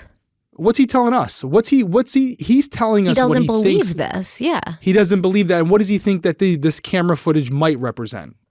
Might represent Brooks bringing Crystal there to murder her and dispose of her body. Burning. Yeah, He's burning. talking about the burning. That's weird. He's like, oh, you're burning stuff. And then 5 minutes before midnight, you're leaving the farm? That's awful late. Your kid would have been. So he's saying, like, this is not something that a detective is putting together. Brooks is picking up what he's putting down. You're saying I'm out there burning stuff really late. You're saying I'm leaving the farm late. I know what you're insinuating. So that's what we know. What Jon Snow's thinking. Mm-hmm. He's thinking, I think you murdered your girlfriend out there. You burned up whatever you had for evidence, and then you were there a lot later than you wanted to be because you were trying to clean up the crime scene. Yeah, because that's what he's saying. What Brooks said they did while they were there would not fill up 5 hours. Exactly, and that's what Jon Snow's trying to paint right here. He's trying to paint that narrative, and obviously Brooks knows that, and so that's why anytime even a small concession like, oh, you would admit it's kind of late to have your kids out. No, actually, I won't admit that. I think you're wrong on that too. Yeah, actually. You wouldn't leave a fire blazing on the farm, would you? No, I'm not but I'm not a firefighter. I absolutely would do that, but I'm not. Yeah, I would absolutely do that. I actually do it all the time. Yeah. So. Every time Jon Snow brings up something that seems suspicious, Brooks is like, this is not suspicious. This is completely normal for us. You don't know us. You're just looking at your own experiences. Jon's trying to get small wins. Like, hey, we can agree on this part, right? This is insignificant. This isn't incriminating. Yeah. No, actually, we can't agree on that either, Jon. So, and that's what he's not going to give him any angle here. No. Nope. We are going to take a quick break. We'll be right back. So I've been wearing Skims for a while now. I've got a lot of pieces from them. I have the shapewear. I have this like beautiful floral length black dress that makes me look a bomb. Everything that they have, honestly, makes me look great and makes me feel great. And I know that you are seeing their cotton loungewear all over your social media feed. And so obviously I had to see for myself what the hype was about. I reached out to Skims. They sent me some stuff. And let me tell you, they did not disappoint. These are the cutest, most flattering sets you will find for in or out of the house. So Skims is creating the next generation of loungewear for everybody. I love my Cotton Collection loungewear. I've got a ton of stuff. I've got a ton of stuff from them. In fact, I'm wearing the underwear right now. I've got the cheeky tanga and the cotton rib leggings and the cotton rib boxers and the cotton rib thongs, and I have multiples. I've got black, gray, the kyanite, the mineral. So the kyanite is like a green, the mineral is like a blue. These are just beautiful. I love them. They're so comfortable. They feel like a second skin, and they're super flattering. This is Skims' most tagged collection. It's made with a classic cotton fabric for comfortable everyday wear. It's made from ultra soft and natural fibers, and the Cotton Collection features elevated lounge pieces designed for comfort indoors and outdoors. And whoever said loungewear was only for the house has not tried Skims. I feel completely comfortable going out in these leggings and the tank top that matches. I feel more than comfortable. I feel very sexy, actually. And these are available in sizes extra, extra small to 4X. So we definitely suggest that you try Skims Cotton Collection out for yourself. I love it. I was just in it the other night, and my husband was like, "Did you put that on for me?"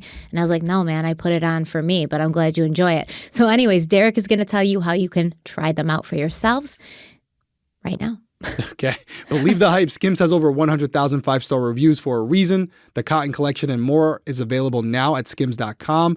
Plus, get free shipping on orders over $75. If you haven't yet, be sure to let them know that we sent you. After you place your order, select podcast in the survey and select our show in the drop-down menu that follows. And if you missed the big news, Skims reinvented underwear for women, and now they're doing it for men as well. Shout out Nick Bosa. That's also available at skims.com.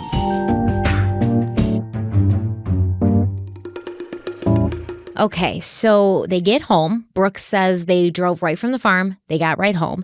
He went right to bed, but he said Crystal stayed up playing a game on her phone. And since Eli normally went to bed with his mother, he stayed up with her. They move on to the next morning, Saturday, July 4th. Brooks said he woke up between 6 and 7 a.m. and he saw Eli sleeping next to him, but Crystal was not there. However, Brooks claims he was not concerned about this because Crystal did this sometimes. And so when you wake up, he's there, but Crystal's not. She's not. Okay. And so did you try to call her, or? Yes, I noticed that she wasn't there. I didn't know exactly what to think. I don't know what time I called her. Yes, I called her that morning. I mean, did you call her before you left the house to go to the I farm? don't remember what time I called her. But do you remember where you were at? Were you at home or were you at the farm? Or you were on the way to the farm? I don't know. Somewhere in between. I don't recall. I don't know. That's fair enough. I'll be honest with you. I have been all along. Will continue to be. If I woke up on a Saturday morning and my wife wasn't with me in the bed, as is normal, which might not be normal for you, I don't know, but for me, it would be normal, particularly if my wife's a late sleeper, which mine is as well on Saturdays, for her to be there in the bed when I get up. So if she were not, probably the first thing I would do would be to call her to find out where she was. But what you're not aware, what you're missing is a lot of times that her and Brooke, her sister, or Sabrina, a lot of these girls that they do all these, they go out and do stuff. Sometimes they do these, and this is going to be embarrassing for me to talk to you about, but I'm wanting to get everything cleared up as quickly as I can. They do these fantasy parties. Mm-hmm. All these girls get together, they talk about and do whatever, and it's not uncommon for them when they go out and party, they stay out the better part of the night, mm-hmm. if not the whole night. So and of course I always have the children, during that. They don't take the kids to that. Matter of fact, I take care of some of their other children while they're the ones going. It's not uncommon because they know I don't get into all that stuff, and they know that I'm a man, don't get me wrong. Understand that, a white-blooded American male, and there's no sense, I'm not telling you anything different, but they do all these parties and order all this stuff. Well, who gets the kids? I'm good enough to get the kids for all this, and I'm a good enough person to do that. And then when everybody sees a little bit of distress, they're going to throw me under the bus. They need to re-examine all these other actions, how, and I can understand the family wanting to vent and stress, mm-hmm. and it makes perfect sense to me. But these people know me better than what's going on. And before this is all over and done with, you all are too, but it bothers me because not only have I been a victim, my mind's not even where it should be because I'm trying to protect Eli from this, and he's the most important person that I'm trying to protect.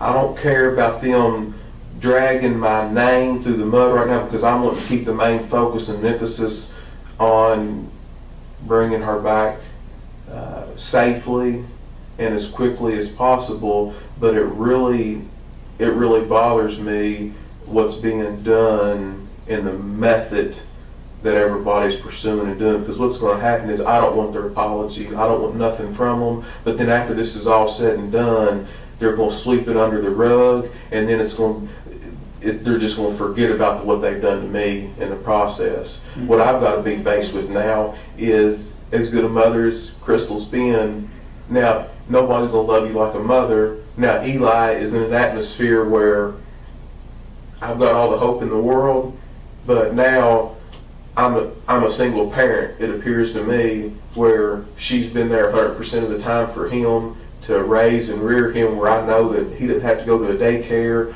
or a babysitter, and I know that his mother is going to take care of him. And now, where am I at without that love and support from her? Mm-hmm. Now I've got a little boy who's 2, who's going to grow up his life.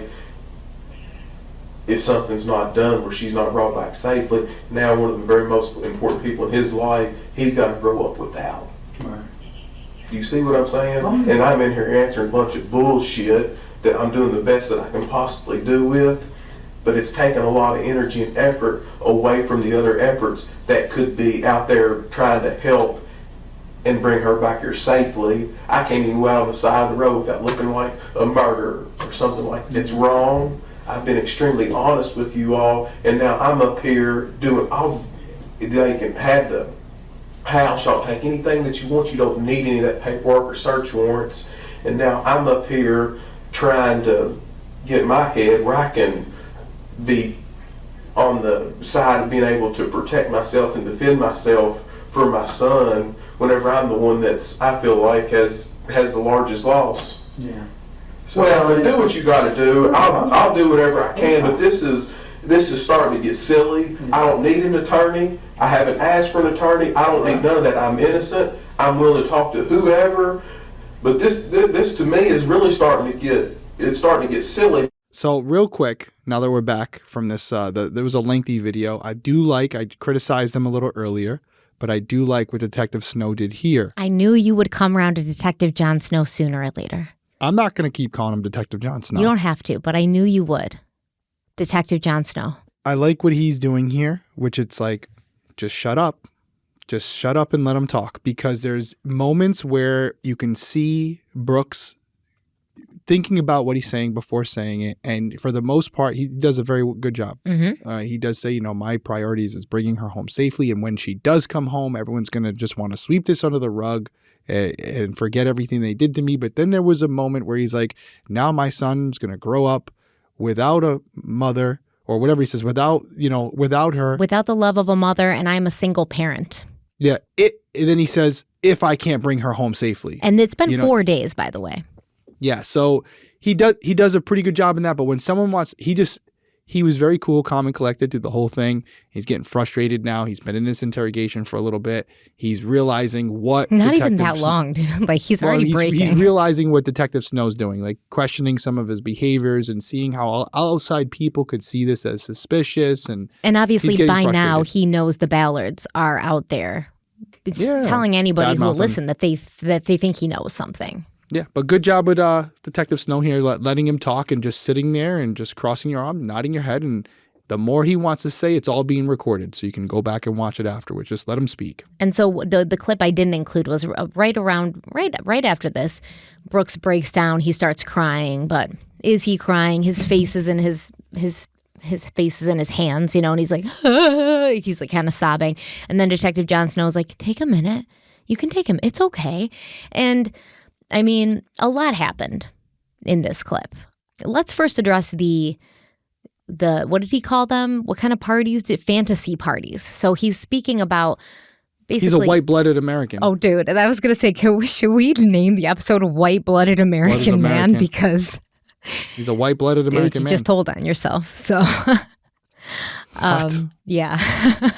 And he's like, listen, I don't go to these sex toy parties because that's what fantasy parties are. They're sex toy parties. And he's like, well, I'm not into that stuff. I don't go to that stuff because I'm a white-blooded American man. No one says that straight men are attending these parties. In fact, they usually don't. So chill out there, Brooks. You don't need to qualify that.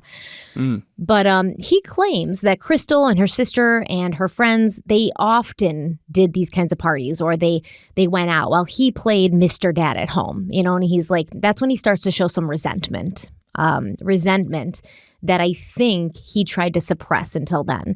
He's like, oh, I'm good enough to watch their kids, but, now I'm a murderer. And it's like, well, what does one thing have to do with the other, honestly? And then Crystal's sister, Brooke Ballard, responded. And when she heard this, because I think about a year later, this interview was made public and the family watched it. And Brooke said, no, he's lying. I only dragged Crystal to one of these parties months ago. But other than that, Crystal only went out once in a blue moon, and on those occasions, she always left early because she was busy with work. She had 5 kids. Like, 5 kids is freaking a lot. I'm not going to lie to you, okay? 5 kids is a lot of kids. I can't imagine having the energy to do anything, much less be attending fantasy parties on the regular. And, Brooke said, quote, he made her sound awful, and that wasn't the case. End quote. And then we have the fact that Brooks launches into a monologue about how he's the victim because people suspect him. Now he's a single parent. And he not only refers to Crystal in the past tense, she was a great mother, but he talks about her as if she's not coming back, as if it's a foregone conclusion. And like I said, she's been gone 4 days. Most people, most partners, loving partners who didn't know something that everyone else didn't know would still be holding on to some hope at this point. Maybe 5 kids is a lot, right? Maybe she took off and she just wanted to disappear for a while. She was so burnt out and she'll be back. And then we'll have some talking to do and we'll have to talk about communication and, like asking for help when you need it. But I'm not going to assume that she's not coming back. No, I'm with you. That's what I'm saying. You want to let him keep talking there and you can go back and dissect that statement afterwards and find those little cues of where he slips up and maybe says something. And that could also be just from the way he speaks or whatever, if you're giving him the benefit of the doubt. But yeah, there's a moment there where at this point, for all he knows, she just took off and wanted some time to herself. Maybe she's having some mental issues and she just wanted to get away. She could even be having an affair. Like, you don't know. There's a lot of variables, which, by the way, in this case, I might be thinking about Suzanne Morphew, because we just covered that, where there was some signs of potential infidelity. Was there any indications, maybe you haven't got to it yet, of Crystal? No, just unhappy where she was thinking about moving out, but nothing more severe than that. Nothing that we know of yet. I mean, it's still an open investigation. Yeah, nothing's come out. Yeah. Okay. But overall, I agree with what you're saying. Like, at this point, we don't know what happened to Crystal if you genuinely don't know. But I will say this, if he's innocent, I think it is reasonable that you or I would be frustrated with the fact that if you knew you were innocent and you're being interrogated by these detectives in this manner, where they're definitely not believing you, where if you truly are innocent, you would get frustrated and be like, we would probably be saying more harsh things than what he's saying. I mean, I wouldn't, and I don't think you would either, because we know that this is normal. And even at the beginning of the interview. You've asked me this before. I said I would. I think that's ridiculous. He even Especially being a detective myself, I'd be like, what are you guys doing? Why? You know that they need to make sure it's not you before they can even really consider something else. You were the last person with her. You were the last person to see her alive, and you're her partner.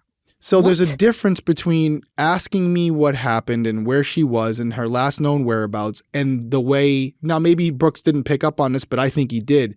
The style of this questioning is not necessarily to get the most latest and greatest facts about Crystal's whereabouts, the last known whereabouts. To me, it's very apparent that Jon Snow is going into this interview not believing Brooks. He thinks he's lying. To me, it's very apparent that Detective Jon Snow knows that the math ain't mathin'. The story's not adding up. And Derek, if you were sitting in there telling some disjointed, unbelievable story and the detective wanted to clarify because it didn't make no sense, I would hope you'd be patient with that. Because, I mean, at the end of the day, like... You just totally missed everything I said, though. No, I didn't. What I'm saying is, if he is innocent, which there is a world where he is, right?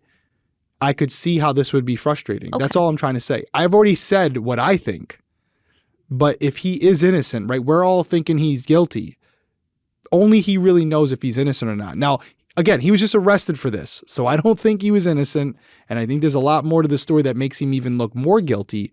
But I'm just trying to play both sides here where it's not completely like, oh my God, his response here with this monologue is just absolutely out of the ordinary for anyone to be frustrated with the fact that they're being accused of something they may not have done. That's all I was saying. I mean, Detective Jon Snow breaks it down for him within the first 3 minutes of the interview. He's like, listen. You're losing me every time you call him Detective Jon Snow. He's like, listen. He's like, listen, he's dude, a part of like a king's... We have to do this, right? I know you don't want to be here.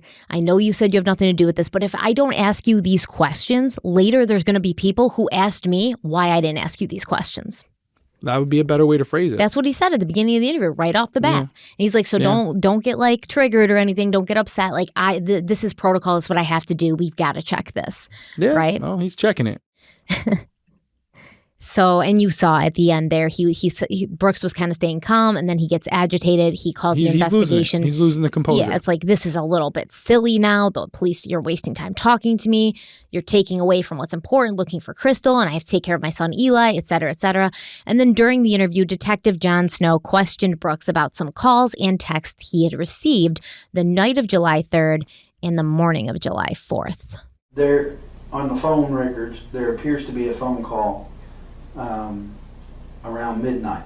All right. On Friday night, Saturday morning. All right. I'm talking about on your way home, basically. All right. Do you know who that person was that called you around midnight? Do you remember taking a phone call? Can you just call the number back? I don't.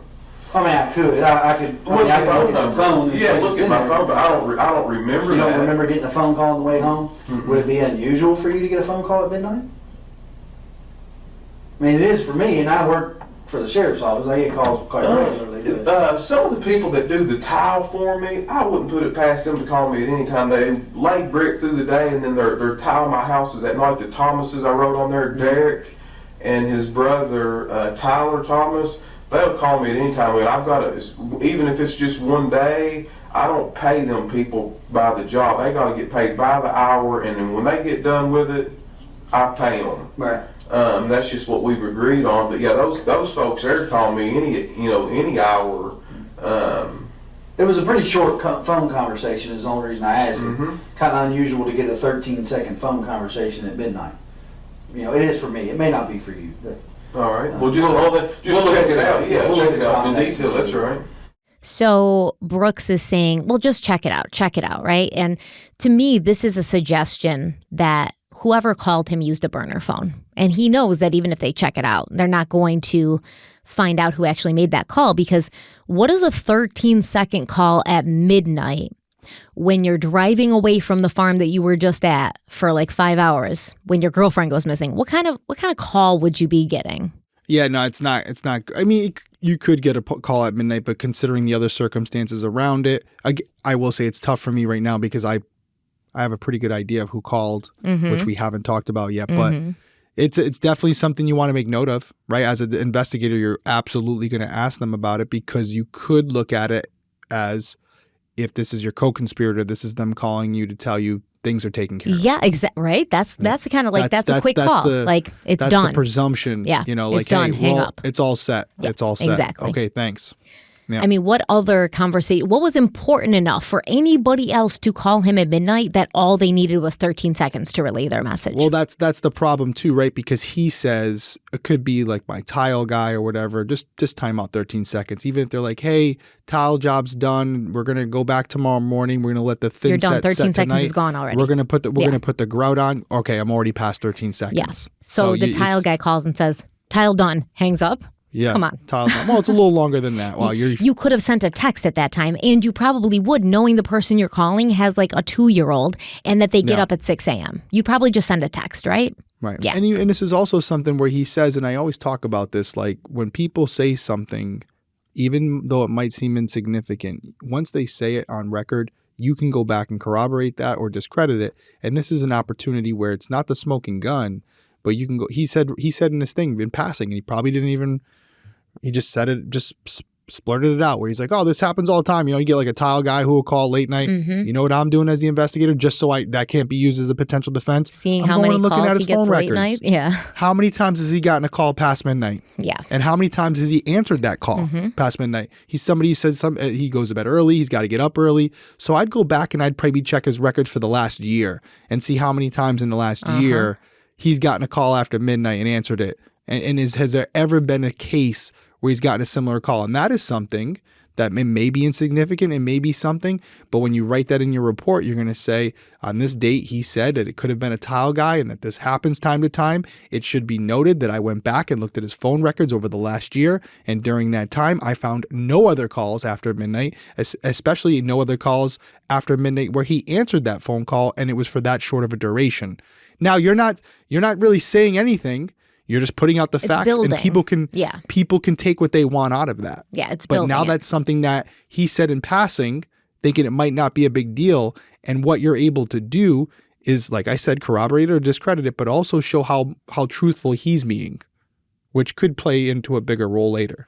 But it's also important to note that he doesn't say who called, right? It's only been 4 days, but he cannot remember who called that night. So he's not pinning himself down to anything specific.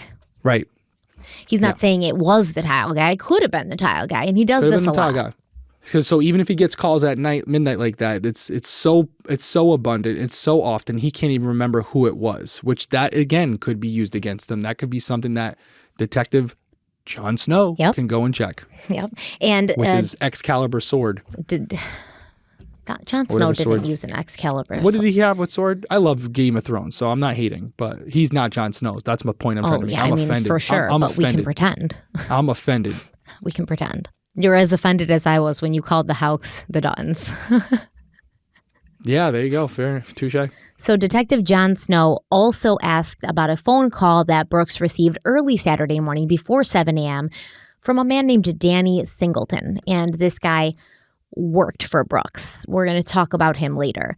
Once again, Brooks could not remember the details about this conversation, and he also couldn't remember when or how often he had called Crystal that day, even though she never came home, and even though he spent that night at a 4th of July party at his Uncle Fabian's house.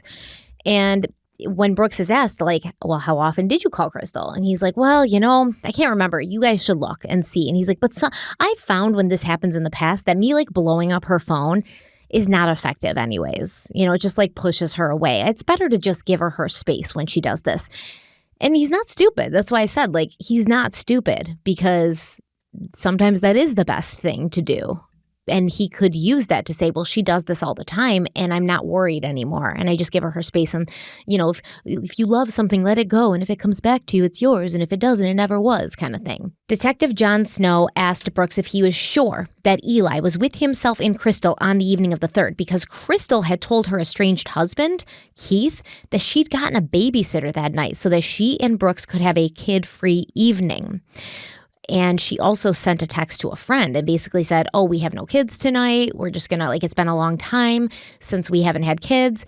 And we have a kid-free evening. We got a sitter for Eli. And Brooks responded to Detective Jon Snow, I don't know about that. I have no clue about that. Eli was with us the whole night. Are you familiar with a woman named Christina Holly? Yes, I know who you're talking about. There are some text messages between her and Crystal on Friday. And she's asking Crystal if she wants to go to Chuck E. Cheese, I think it was. Something to do with the kids. Something with the kids. And she tells her the same thing. Well, we've got a sitter for the evening. It's our first time being kid-free for a while, so we don't want to, we're kid-free. We're going to enjoy ourselves. Right. Why would she lie to her about that? I don't know. I can't answer that question. Are her and Christina close? Yeah, I mean, they've always been good friends. I know exactly who you're talking about. Do they, I mean, close enough that they see each other on a regular basis every few days, or No, talk on the phone? Or? they talk on the phone, but I don't know if they see each other that often. Huh. But I think we were also supposed to maybe go to the zoo or something too. She was going to take. She's got a little girl that's really close to this, born in the same month apart. As Eli? Yeah, as Eli. Mm-hmm. I mean, it's just curious to me. You know, these are the things that make me wonder. And in any other situation, they might not amount to nothing. But did you ever talk to the girl, the Amanda? Mm-hmm. All right, and so she says there was no plans for her to babysit. All right. But that doesn't necessarily mean that Crystal hadn't planned for someone else to watch him. I don't know that. I mean, you know that because you and Crystal have him together. But I don't know that because I don't know you guys. You know, I don't know. Maybe sometimes she might use Crystal's phone. I don't know if she. I don't know. I can't answer that. Right. I do not know the answer. Okay. But as far as you know, you all did not have plans for a babysitter that night. No, Friday absolutely night. no. The plan was all along for you guys to go to the farm. Yes. Okay, so we're going to take our last break. We'll be right back. With HelloFresh, you get farm-fresh, pre-portioned ingredients and seasonal recipes delivered right to your doorstep. You can skip trips to the grocery store and count on HelloFresh to make home cooking easy, fun, and affordable. That's why they're America's #1 meal kit. So back to school is here, and not only that, holidays. The holiday season is coming up, and everybody thinks things get slower like in the fall and winter, but it feels like they just are nonstop until January, and then you're just snowed in the whole time, so it's just miserable. And a crazy schedule can make it really easy to fall back into your dinner time recipe rut, or you're ordering food all the time, or you're going out. But you can keep mealtime exciting with over 40 recipes to choose from every week, so there's always something delicious to discover with HelloFresh. With so many in-season ingredients, you're going to taste all the freshness of fall in every bite of HelloFresh's chef-crafted recipes. The produce travels from the farm to your door so that it arrives to you in peak ripeness that you can actually taste. And it's great that HelloFresh does all the shopping and meal planning for you. So when the ingredients come, they are pre-portioned. You get only what you need for that specific recipe. So there's no food waste, which I always say, but this is a huge thing for me. I hate food waste. It comes from my very modest upbringing, no food waste. And not only that, they send you a recipe card with step-by-step instructions and pictures, so it's impossible to mess up. And we all know that HelloFresh takes the hassle out of mealtime, but did you know it can also save you money because HelloFresh is 25% less expensive than takeout, so that means you get an easy home-cooked meal on the table and more money back in your pocket. And this is, I'm saying this last, but it's not the least important. These recipes, the food that you prepare with HelloFresh, tastes really good. Okay, so that is the most important thing. It's easy, Absolutely. Yes, but they always taste good. The produce is great. The poultry and stuff that they send, the beef and stuff, everything is fresh and delicious. And I've never made a recipe with HelloFresh that I didn't like. And that's the truth. That's right. And right now we have a great deal for you. So go to HelloFresh.com/50crimeweekly and use code 50crimeweekly for 50% off plus free shipping. One more time, that's HelloFresh.com/50crimeweekly and use our code 50crimeweekly for 50% off plus free shipping. We say it all the time. HelloFresh is a big supporter of the channel. They've been here since day one. So if you want to support us, make sure you support them. Head on over, check out HelloFresh, America's #1 meal kit. Sometimes people think that the only ones who need electrolytes are athletes or people who are very active, but there are other reasons that adding electrolytes to your water and to your day can benefit you. Like, let's say you stayed up really late. Maybe you drank a little bit too much. Maybe, you didn't eat well for the weekend and now you're trying to recover. You don't have to be an athlete to need extra hydration throughout your day. From Zoom meetings and workouts to long travel days and fun nights out, Liquid IV makes it easy to stay hydrated. With 3 times the electrolytes of the the leading sports drink, plus 8 vitamins and nutrients for everyday wellness. Liquid IV hydrates 2 times faster than water alone, all in a single stick.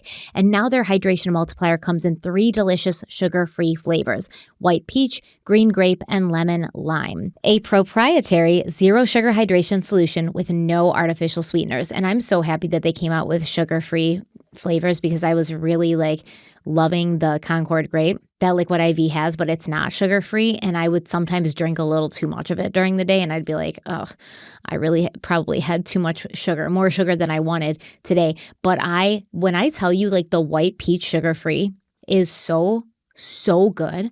I have it right now. I love it. I can't stop drinking it, and I don't feel as bad. I don't feel like I'm overloading my body with sugar. So I love the fact that these have convenient packaging. They're all in a little stick packaging, so I can throw them in my gym bag. I can throw them in my purse. I can throw them in my carry-on if I travel.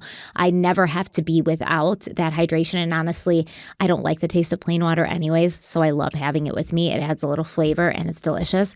And like I said, white peach, man, you guys got to try it. You guys got to try it, and if you don't like it, I won't believe you.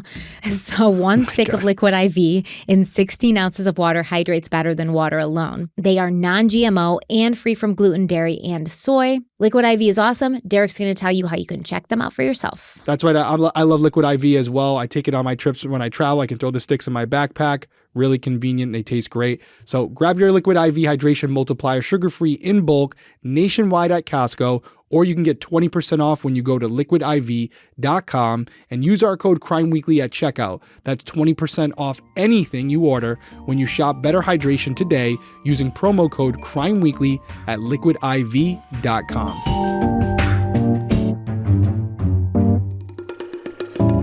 All right, we're back. And so here comes the very interesting first twist of this case.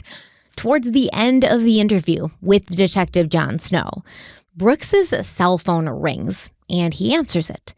Now, the caller would be his brother, Nick Houck, who also happened to be a Bardstown police officer. We're still getting video from different places, that along that route. Can I get this? Sure, yes. You need hello? No. I'm up here. I know that you didn't know. I'm up here in this interview with the Detective Snow. I've been up here a good little while. I'm filling out this statement here and everything. Are you telling me that's what I need to do? I'm not. I know that. But the way that I look at it is, I'm innocent. I ain't done nothing wrong. I know you told me innocent people have got jammed up, but if you're telling me to leave, I'll get up and leave. If you want me to, I know I'm going through a lot, but I'm trying to get this guy to help me. I don't think she's ran off with some other guy. I don't believe that. You can't make me think that. No. Yeah, so do I. I'll do exactly what you're telling me to do right now. You want me to get up and leave? Man, I don't think these guys. I don't think these people are vindictive just to skin me for no reason. Man, this is not their family. This is not. All right, thank you. He thinks y'all are gonna fuck, is what he thinks. I don't know who he is. Nick, my brother. If you want to go, you're free. No, I know that, but I'm not. He just said just to keep sitting up here, to give a statement, do an interview, whatever I got to do it. But he said, darn, just to keep letting them just beat you to death over this right here. Just ask what you got to ask and let you know. And you tell me. You see what I mean, he knows more about this than I do. You see. And have I told you that I'm for you? Yes, you have. I said, what did I say? My job is to find Crystal, right? That's right. However that happens, my job is to find her. Whether I find her hopefully alive and well and safe somewhere or not, my job is to find her. If I don't find her alive and well, my job is to prosecute the person that did something. That's right. If that turns out to be you, my job is to prosecute you. If that turns out to be someone else, my job is to prosecute them, to gather evidence for a lawyer, a prosecutor, to prosecute them. I don't know whether that person will be you or not. Did I not tell you when you come in here and sat down today that right now you're the main person of interest? Yes, that's right. And I explained to you the reason that you're the main person of interest, right? You're the last person to see her alive, right? And I went through your timeline with you and explained to you that there's gaps in your timeline, right? Be it good, bad, or indifferent, you can't remember some things about Saturday, you can't remember some things about Sunday. That's not a judgment against you, that's just a fact. I am simply a fact finder. If you want to go, you may go at any time you wish to. I would never dream of stopping you, didn't tell you you had to stay. If you want to bring a lawyer in and answer questions with a lawyer, you're welcome to do that. I'd have been asking you the very same questions in front of your lawyer that I asked you today. Right? I have not given up hope of finding her alive. That being said, you know as well as I do, the longer this draws out, the less likely we are to find her alive unless she's run off somewhere. I mean, that's just a fact. That's right. That's just the facts as they are. I am not for you, I am not against you. I am not for her family or against her family. Right now, my job is to work for Crystal. Plain and simple. It's just that simple. If that means that I have to interrogate you, then that's what I have to do. You've been nothing but cooperative with me. I appreciate that. We've talked. This makes number 3? Third time? I don't know. I can't. 3 times. Here, the first time. At your house, the second time. And here, the third time again. Not counting the polygraph, because I didn't ask you any questions then. You've not asked for a lawyer. You're right. That's your right to do. You're entitled to do that. If Nick thinks you should go and you want to take his advice, go ahead. It's fine. I'm not offended by that.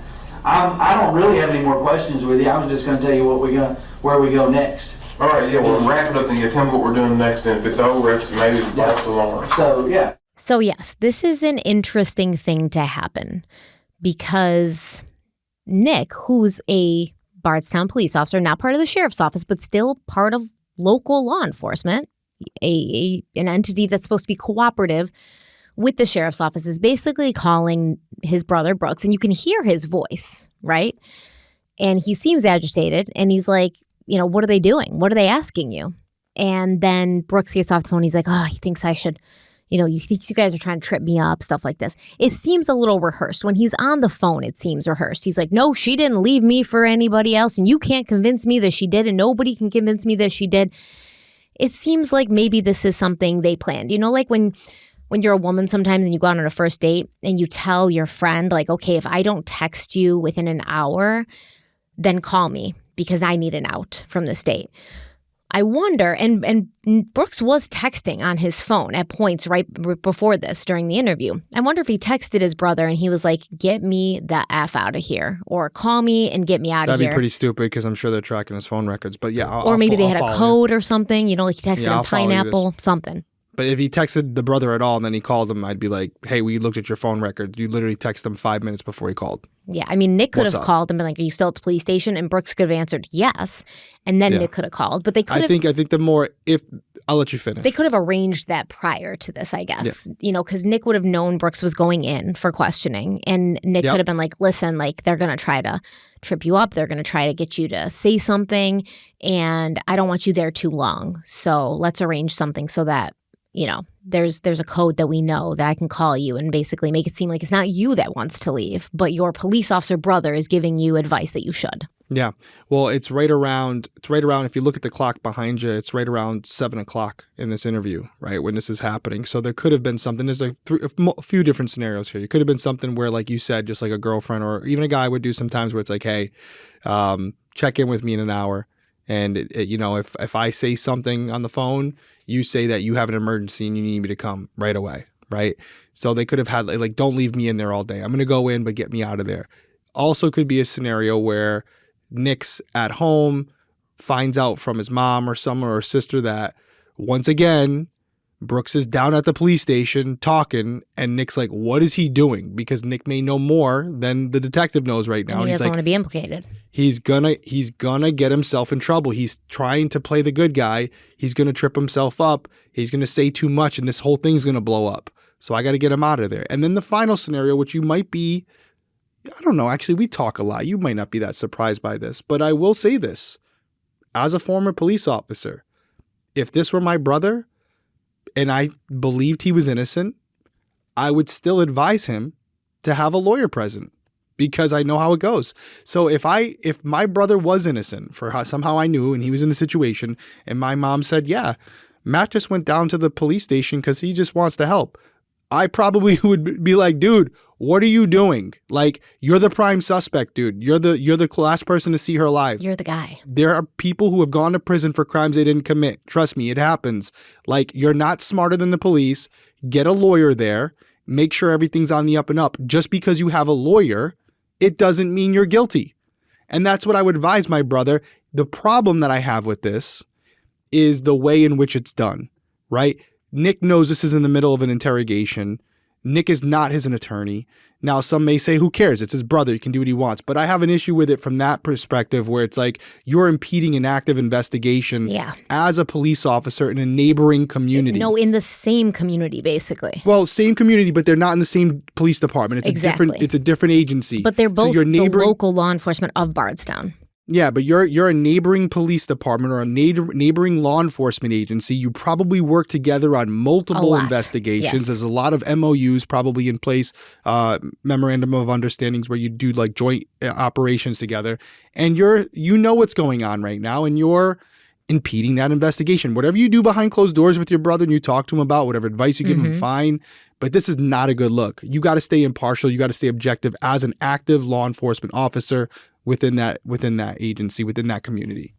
Well, the interview with Brooks Houck concluded at around 7 p.m. that evening, and afterwards, Brooks and Nick were coincidentally together at their family farm on Pascal Ballard Lane. They arrived together and they left together at 11:22 p.m.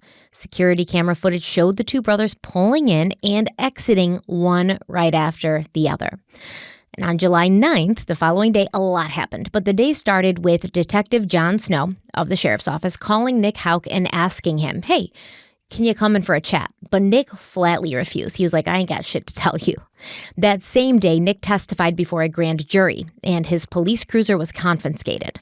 Also on July 9th, Crystal's case was featured on Nancy Grace, and Sherry and Tommy Ballard told Nancy that they did not believe Brooks had taken Crystal's disappearance seriously enough, and it had been revealed that he'd taken a polygraph, which was ruled inconclusive.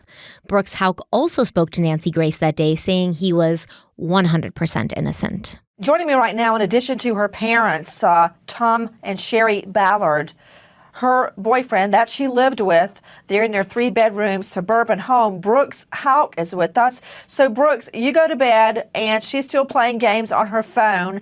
The next morning, around 8 o'clock, you notice that she's missing. Did you report her missing? No, ma'am. Why? That is a great question, and one that I definitely want to hit the public and the media.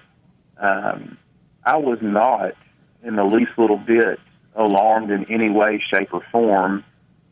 We have had a stress relationship at times, and one of the ways that Crystal has always chose to cope or to deal with that is by going to a young woman's name, Sabrina, that is her cousin, her dad's brother's daughter, whom she's very close to. And she spent the night there on several occasions. When you say several, do you mean 1, 3, 20? In the neighborhood of 4 to 6. Okay, like that. Tom and Sherry Ballard, were you aware of that? Do you know who Sabrina is? Yes, ma'am. That's my niece. Okay. Did you know that she goes and spends the night over there when she's having an issue at home? I've known probably one time. Right. Okay, I want to go back to Brooks Houck, who was the last person to see her alive. Brooks, did you go on to the July the 4th get-together that day? Yes, I did. Even though you didn't know where she was? Well, I was expecting, I'd put in a phone call that morning and then around lunch. And usually the maximum period of time that she has stayed gone has only been like a day to a day and a half at the most. And as a result of that, I thought that she would. Did you try to call her? Us. I'm sorry, I didn't hear you, ma'am. Did you try to call her during that time? Not while I was there. There at the 4th. I called her prior to leaving to head in that direction. Yes, ma'am.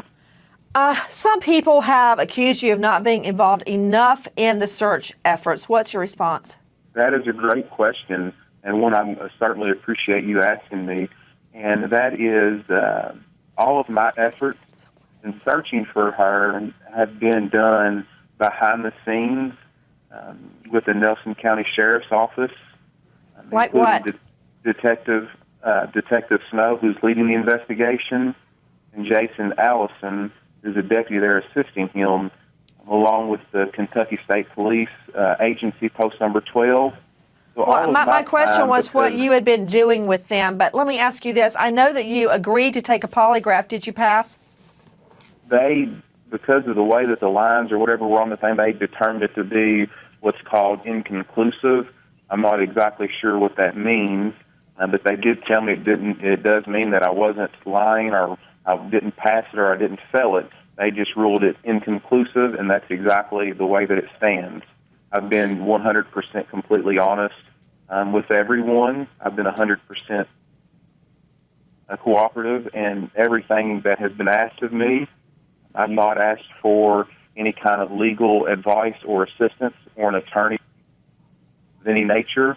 I'm 100% completely innocent in this, and I have exhausted my efforts with the law enforcement agencies to gather all the facts necessary to allow me to have a clean name again. And that's very important to me. I have not responded to a lot of the negativity and all this animosity because I want the emphasis to remain on Crystal's safe return home, and that's where I want it to stay focused in that area rather than dealing with any of the animosity. Nancy cracks me up, man, because you can tell from the get. She does not believe him. Yeah, no, she pulls no punches. She's like, what have you been doing? She's like, have you been searching? He's like, I've been doing things. She's like what? So, yeah, his lie detector test was inconclusive. On July 15th, Brooks's brother, Nick Houck's home and vehicle was searched by FBI agents with canines who appeared to be focused on Nick's personal pickup truck. And while this happened, Nick was being interviewed by the Kentucky State Police, who were suspicious of him for multiple reasons. Number one, the call to his brother on the 8th, as well as his refusal to cooperate with the Nelson County Sheriff's Office in regards to the investigation into Crystal Rogers' disappearance. And then obviously meeting his brother at the family farm almost directly after the interview concluded on the 8th. So during this interview, Nick was asked if he knew anything about the relationship between Crystal and Brooks, and he claimed that he and his brother did not talk about stuff like that. But as far as he knew, they had a good relationship. The only thing he could think that they would argue about is the fact that Crystal felt Brooks treated their child together better than he treated her children. When asked how well he knew Crystal, Nick said he had almost no interaction with her. Nick was then questioned about the call he had made to Brooks during his interview with Detective John Snow. Did you make a phone call to him when the SO was interviewing him? Yes, I did. Matter of fact, I think it was a couple phone calls, wasn't it? Mm-hmm. And you got a little spat on the phone, or it seemed like that to some people.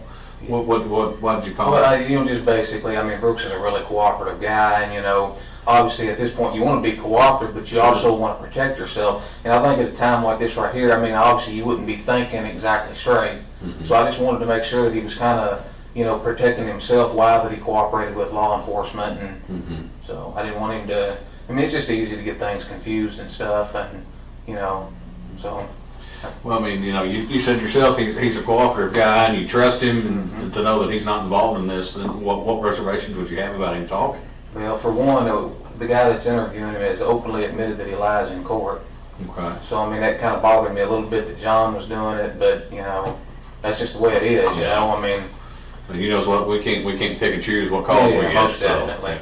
Damn, coming after Detective John Snow. Oh, yeah. He came after Detective John Snow, which I'm sure did not help relations between Nick and the sheriff's department. Now, by the time the state police are talking to Nick, they already know a lot about him. They know that he and Brooks went to the family farm after Brooks's police interview, and they know that he has been refusing to work with the Nelson County Sheriff's Office, which had caused some tension between Nick and his own supervisor at the Bardstown Police Department. When they asked him about the family farm and the night that he and his brother were there, Nick developed the same kind of memory loss that Brooks had experienced when sitting across from Detective John Snow. when was the last time, I guess, you and him were out there together? We've been out there within the last couple weeks, you know. I mean, we run into each other out there, you know. I mean, he takes stuff out there. You know, he's got a pile of stuff out there that, you know, from his building sites, he'll pile it up out there instead of taking it to the landfill. And I guess where he's too tight to pay the landfill bill, you know. But we run into each other, but we're both so busy, we just kind of pass, you know. Okay. Well, you said within the last couple of weeks, would it have been before or after Crystal went missing? I've seen him out there after. After? Yeah. Okay. Was it, do you specifically remember what day? I don't. Okay. There's a camera out there. I mean, you know, it can be checked. Okay. And do you drive your cruiser out there? Oh, yeah. Okay. You said within the last couple of weeks, and it was, so we can specifically say in the last week. Today's the 15th, and she was last seen on the 3rd. So between the 3rd and the 15th. Yeah, oh yeah. You've been out there with him. I mean, did you go out there together? Did you meet him out there? No, I didn't. He was just happening to be out there. Okay. So do you remember going out to the farm the evening of July the 8th? I don't, but I very easily could have been out there. Okay. That was incidentally the same night that your brother was. I think the same night your brother was interviewed by police. Think back. Was there a time that you all both went out there at the same time for a specific reason? Not that I recall. So it just would have been coincidence that your car was following right behind his truck when it passed by that camera going to the farm? Yeah, that's happened before. Mm-hmm. So this night in particular, it would have been, you would have left after dark. Y'all came together and you would have left after dark. Do you remember that night? Easily could have. Okay. I mean, do you remember it? No, really, I don't. Okay. Do you remember? Were you all in the skid house? Were you at your mom's talking? No, I mean, I can't even remember what he was doing. I mean, that was the 8th, it's the 15th, I don't. Okay. I mean, do you remember being out there with him at the farm that evening? I think I remember seeing him out there. Okay, so you didn't. You're saying you didn't intentionally follow him out there, and did you all leave? Do you remember leaving together? Mm-mm. Why did he leave earlier or you leave earlier? Do you remember? I don't have any idea. Did you leave first or did he leave first? I don't know. But you remember, I mean, it's just been a week ago. Mm-hmm. Driving down Pascal Ballard, your car behind his truck. I mean, you got to turn in the farm there. Do you remember? Can you go back and put that in your head, just driving down that road and you see your brother in front of you? What happened after that? I can't. Yeah, so they're basically saying, hey, you guys got there at the same time, you left there at the same time, but you're telling us this was not pre-planned. You just ran into each other the same day that he had his interview after you called him and told him to get out of there, and you guys just happened to be at your family farm that night, getting there together and leaving together. And Nick's like, yep, sounds right. Well, what happened during this, right? There's a definite change in demeanor where Nick realizes, I'm not here to speak cop to cop. They're looking at me as a potential accomplice at this point. And you can tell by his answers. He's deliberately doing that. Yup. Nope. Even at the end, what's his last words? Nope. It just, he's telling them, fuck you. That's what he's saying. That's what he's saying. He's like, I'm not going to answer your questions now. It's going to be, I don't know. I don't remember. And if you got something on me, then arrest me. But I'm not giving you shit because clearly I know what you're doing and I'm not going for it. And he's clearly not telling them anything because they're asking very simple questions. It's only been a week. What were you there for? We're not talking a month ago. Yeah. What did you guys talk about when you were there? What did you do last weekend? What did you do? Did you see your mom? Did you guys talk to your mom? He's like, I don't remember. And by the way, don't remember. Your brother's being interrogated for a potential murder. It's a very significant time in your life. Yeah. You're going to remember what you were doing and where you are because this isn't just like going to the grocery store, what'd you buy? Yeah. Your brother was just interrogated for a murder that he's a main suspect in or a person of interest. You know why you were over there. And it's weird that they seem to know, Nick and Brooks seem to know that camera's there, but still they decided to show up and leave together. I don't think they realized how closely law enforcement was monitoring that thing. I don't think they're giving enough credit. Yeah. Until that very moment when he said, well, what we saw you to is, would that be your truck that was following him behind, directly behind, going up to the house? And he's like, guess so. Yep. So that's when he realized, like, wow, you guys are really watching us. Like, you really think we're all involved. Okay, well, I'm shutting down now. Because at first, when that interview started, that clip that we have, he's talking to him like, hey, listen, man, I don't really like Jon Snow. He's a corrupt cop. He lies in the court. Like, he's like thinking it's brother to brother. We're talking. You guys can then understand he realizes, this, yeah. Yeah, you guys get it. And then at the end, he's like, oh, you guys think I'm involved. Yeah. Okay, well, yeah, you ain't getting, just like I was telling my brother, you ain't getting shit out of me either now. Mm-hmm. And he does the same thing that Brooks does, right? Where they're like, you were driving on the road together, like right by. Yeah, that happens all the time. That happens. That's happened before, you know? Yeah.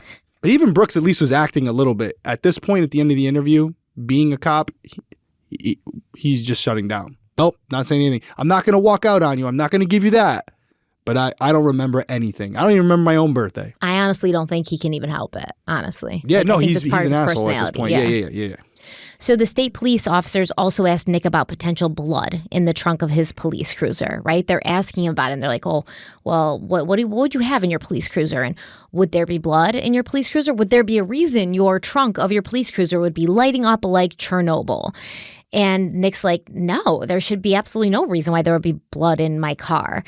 And since law enforcement, like I said, has kept a lot about this case very close to the vest, we don't have information about whether or not blood was actually found in Nick's police cruiser.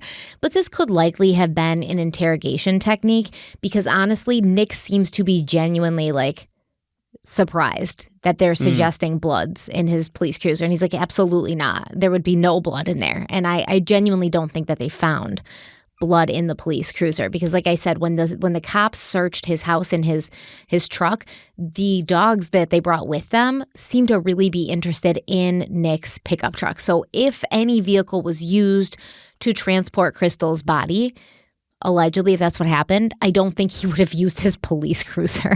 So the officers do go a little harder on Nick later in the interview, basically telling him, hey, we feel you're involved with Crystal's disappearance. We think you're protecting your brother. What we need to know is why y'all both went down to the farm. Because I know it's going to be hard for you to remember a week ago, but I can remember a week ago if I'm thinking about a conversation I had with my brother and something like this going on, because this doesn't go on all the time. So, I mean, we're going to call it like it is. Is it you don't want to remember, or can you remember? I can't remember. Okay. Because this is what's happened. You made a phone call. He was up here. Within 2 hours of him leaving here, both of y'all were on the road, on the way to the farm, and the camera shows that. Time and date stamped. Phone call. Time and date stamped. You're out there. What went on while you were out there at the farm? Yeah, if I knew, I'd tell you. I mean, I wish I could give you a detailed written statement. I don't know. And I didn't put this clip in there, but like even further when he keeps saying, I don't know. One of the guys who's sitting closest to the camera, he's like, you're a cop, dude. I'm a cop. It's kind of our job to like remember details. You know, it's kind of our job to do that. And this wasn't just a regular day. This was the same day your brother got interviewed by the police. You were upset enough to call and yell at him on the phone. We could all hear almost every word you were saying. Wouldn't this stick out in your head? And then Nick's like, well, I mean, I'm really bad with details. Actually, if you look at my police notebooks, like I have to write everything down because I'll forget. And so he's got kind of an answer for everything. And then the guy closest to the camera, he's like, I don't believe in coincidences. And if you were like a real cop, you wouldn't either, basically. Like all of these things happening and lining up this way are not a coincidence. And because you're a good guy, you might be like trying to protect your brother, but because you're a good guy, you got like one chance, man. Like this is the time now to tell us what happened, because we don't think you did this, but we definitely think you helped or you know more than you're saying. And we're going to find out, but you might want to like help yourself right now. And Nick, he stayed to die on that hill. I mean, here's what we think happened. We think that your brother is a good guy, and we think that he's probably a pretty good father to that boy. I mean, he's probably a pretty good boyfriend to Crystal, but we all have times where something just happens. All right, he probably found out that some other police officer or some other person in the town was cracking Crystal. And That when he, very easily could happen. you know, and that very easily could have happened, you know. Somebody maybe around here, I don't know. But we think that that's what happened, and your brother found out about it and confronted Crystal about it, and when he did, you know, he probably tried to maybe do something to her as far as, you know, making her understand that wasn't going to fly with him. You know, that didn't happen. And then after that point, you know, maybe it went just a little bit too far. And when it went just a little bit too far, he couldn't turn back time. And when he couldn't turn back time, who's he going to reach out to? But the one person that he trusts and knows that would help him out, and that would be you. And when he called you or he reached out to you, you know, you heard that your brother was in a tough spot, and you being the good family man that you are, the good person that you are, you thought, well, I know this is wrong, but it's also right to take care of my brother and to keep him from going to prison for the rest of his life. I can see you looking at things that way, but I mean, there's no way that happened. I mean, I've done told you that, you know. Well, at that point, Nick, you talked to him and he asked you to do something for him, and you try to help him out with advice all that you can, but it finally comes to a point where advice isn't good enough anymore. He actually needed somebody to help him with something.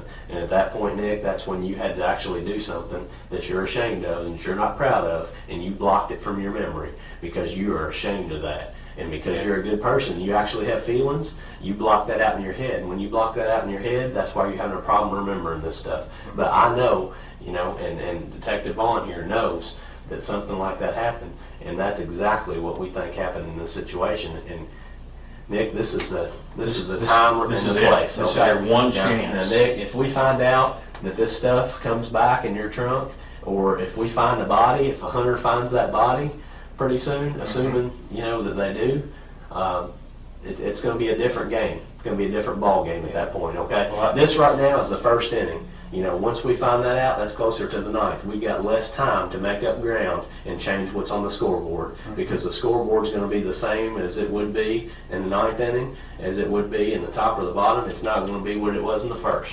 All right, we can change the score right now, but we can't later. So, Nick, this is the only opportunity that we have to sit here and find out if you're the actual honest person that we think that you are. Well, I'm 100% honest. And I don't deny that, Nick, but you're not being honest with us about this, okay? Now, whether I've been 100% honest. Okay, and it's obvious you've got plenty of experience. I mean, you guys are squared away, but I can tell you, there's no way it happened the way you said it. It sounds logical. It's very logical, Nick, because that's what happened. But no, it didn't happen that way. So how do you think the Kentucky State Police are doing interviewing Nick? I like it. It's good. You can't give Nick an opportunity to. So they heated up in that room a little bit because they were giving him opportunities. They were slow playing him, and as I said a few minutes ago, Nick was indirectly telling them to go pound sand. So the state trooper changed it up a little bit, went with the more direct approach, and this is a technique that used to be used. That's not used. You can't use it anymore. It's similar to what's called the Reed technique, and it's essentially you don't give them an out. You tell them, I know you're a good person, but this is what happened, and essentially all I want to know is why. You're not even giving them an opportunity to discredit it or give a dissenting opinion on it. This is what happened, and it might seem to the outside people watching this that it's a little aggressive. He's stepping on them like every time Nick tried to cut in and change the narrative or change the tone or change what was currently being said, the trooper kept pushing forward. No, that's not. This is what happened. You did this, you did that, and he just kept talking over him. And even when he had a point where like, I am an honest guy. No, you are an honest guy, but not right now. So it's a more aggressive approach, but I think they know that the soft approach isn't working. They're coming at him, letting him know, hey, listen, we're showing you our cards. We think your brother killed Crystal. We think you helped him get away with it. And by the way, if you're not with us, you're against us. So understand, this is your one opportunity to get on the right side of this. If you make us do the legwork and we find out what happened to Crystal, don't come to us afterwards looking for a deal. So I like it. But Nick doesn't seem fazed by it. I think he is. You think he is? Oh, yeah. Or do you think he's like familiar with what they're doing and he kind of knows like... Well, he knows it's a tactic, but Yeah. I think he also knows like there's and I'm not saying this for just this podcast, right? I have had situations before where I think one thing and it turns out that's not what happened, even though that's the logical situation, right? So I'm not just saying it to qualify. There is a world. I'm less inclined to believe that there's a world that Brooks wasn't involved, right? Yes. But there is a world that the brother was less involved than we think. Now, there's a lot more to this story involving other people that may change the minds of people out there and may even have changed my mind, right? Because of what has been said publicly by prosecutors about Nick. But we're not there yet. Looking at it where we are right now, there is a world where maybe Brooks does this and doesn't tell his brother, and his brother's genuinely trying to help him out and facilitate this whole situation because as far as he knows, even though he might think in the depths of his soul, I think my brother did this, but Brooks has never admitted it to him, so he's still trying to help his brother out, even though he has internal thoughts that suggest to him Brooks is good for this because he's a cop and he understands how it looks. So I think it's phasing him either way because he's looking at it two ways. One, he's involved and he's like, shit, this is not going to end well. I know this is a tactic, but it's also there's some truth to it. Or he's thinking, man, I truly don't know what happened, but these guys think I'm good for it as well. And this could end up bad for me, even if just by association. So, but I definitely think don't let it fool you. He's fazed by this. Any human being would be, because whether you're guilty or not doesn't really matter. These cops think you are. Yeah, and they're accusing you now, like straight out, right? That's not good. That's not good. You know what I mean? That's bad. Especially even worse if you're innocent, because they're telling you to your face, we think you're involved. But listen, it gets worse for Nick. Oh, yeah. Yes, it does. Yes, it does. On July 24th, the FBI administered a polygraph test to Nick Houck. You know who they are? The FBI. They're above the state police. Yeah. They're like, things are getting real. They were like, local police couldn't do it. State police couldn't do it. Let's bring in the feds. Yeah. And he failed. He failed his polygraph. And so here's a clip of Nick Houck talking to a very cheeky polygraph examiner. You love this guy, this polygrapher. I love this guy. And just real quick before we play it, this is where my brain was off. It was Nick who failed it, and it was Brooks who came in because I thought someone failed it. I knew someone failed the poly. It was Nick. Nick failed it, and but he's going through the stages of denial in this clip. This is a good clip. All right. For a while, I'm not trying to be punny, but it's crystal clear, right? What happened here? Now, the details of who did what when, can I tell you exactly? No, but I can demonstrably point out through forensic evidence already that things that you told us about where you were at various times are demonstrably not true. We can prove in front of a jury today. You can deny, that's fine. That's what people do. That's what you've done at this point. And it's human nature. You know, when people are asked questions about a matter such as this, they immediately circle the wagons and start to, out of self-preservation, we all Man, let me just cut you off. I mean, do we need to take this any further? I would like to take it to the truth. That's the whole reason we're here. Is the test, though? I mean, you're talking crazy. Well, I mean, you're talking crazy. Was that your rehearsed response to what was going to happen today? Because it sure sounds like it. I don't know what it sounds like. I'm just telling you. I'm telling you what it is. You're talking crazy. What's crazy about it? Explain to me. The accusations you're making. Yeah, I'm saying you were involved in this. Absolutely not. Well, none. You already told me that. That's why we did the polygraph, to find out. Well, now we both know. I told you what now? You told me before you had nothing to do with it. Right? Yes. Well, now we're past that, because I've already shown that you did have something to do with it. I don't know what the test... I just showed you. Okay, I just showed it to you. But I'm telling you, I did have... And I'm telling you, you're lying.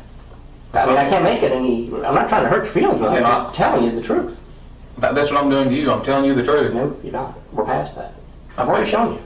I've taken the polygraph. Do you have anything else for me? Because I mean, I'm not going to sit here and we're not going to go back and forth like this. Well, you haven't been completely truthful about things. Not just kind of skip. I haven't been completely truthful about a couple of I've been 100% truthful. Listen to what I'm saying. You listen to what I'm saying. I've been 100% truthful. Why are you yelling at me? Well, because you're telling me I'm lying and I know I'm not. I know the truth. You know? And I've been 100% honest the truth. With you, the grand jury, and everybody else I've spoken No, with. you haven't. Here's what I'm getting. Well, you just said it. Yes, I have. No, you haven't. I most definitely have. And if you don't want to believe it, that's your issue. It's not mine. It's not just me. I showed you. Dude, I don't give a goddamn what your fucking computer said. Okay? I think you do. I'm telling you that I have been 100% honest with you. Is this how you act when you just act this way towards Crystal? When somebody...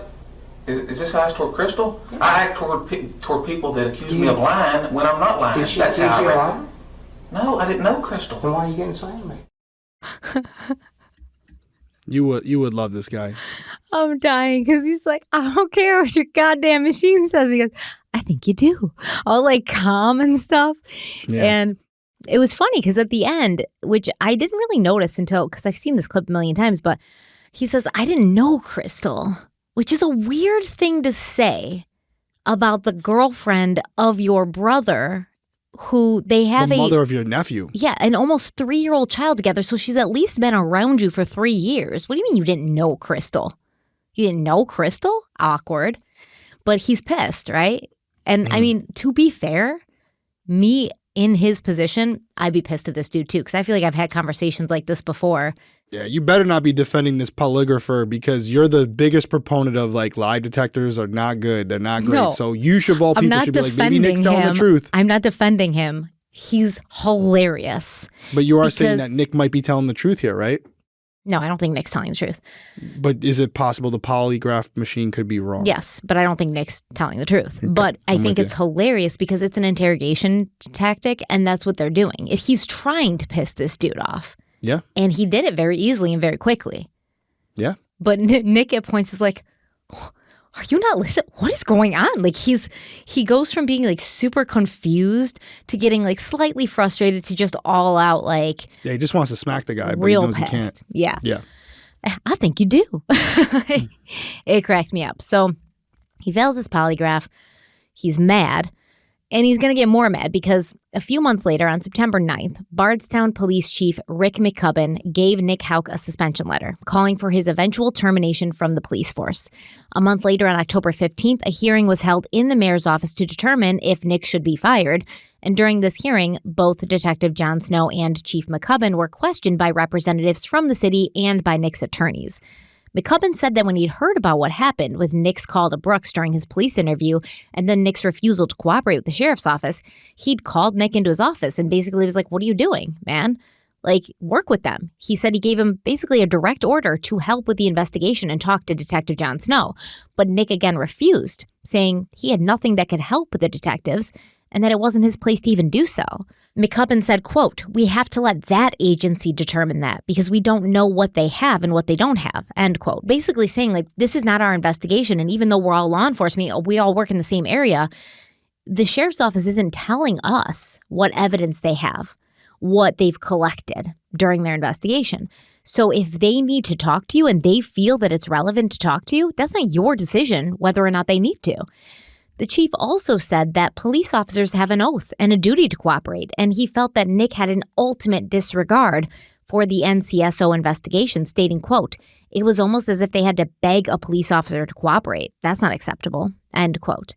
McCubbin requested that Nick Houck be fired, claiming his actions had caused a stain of dishonor on himself, on the police department, and on the city as a whole.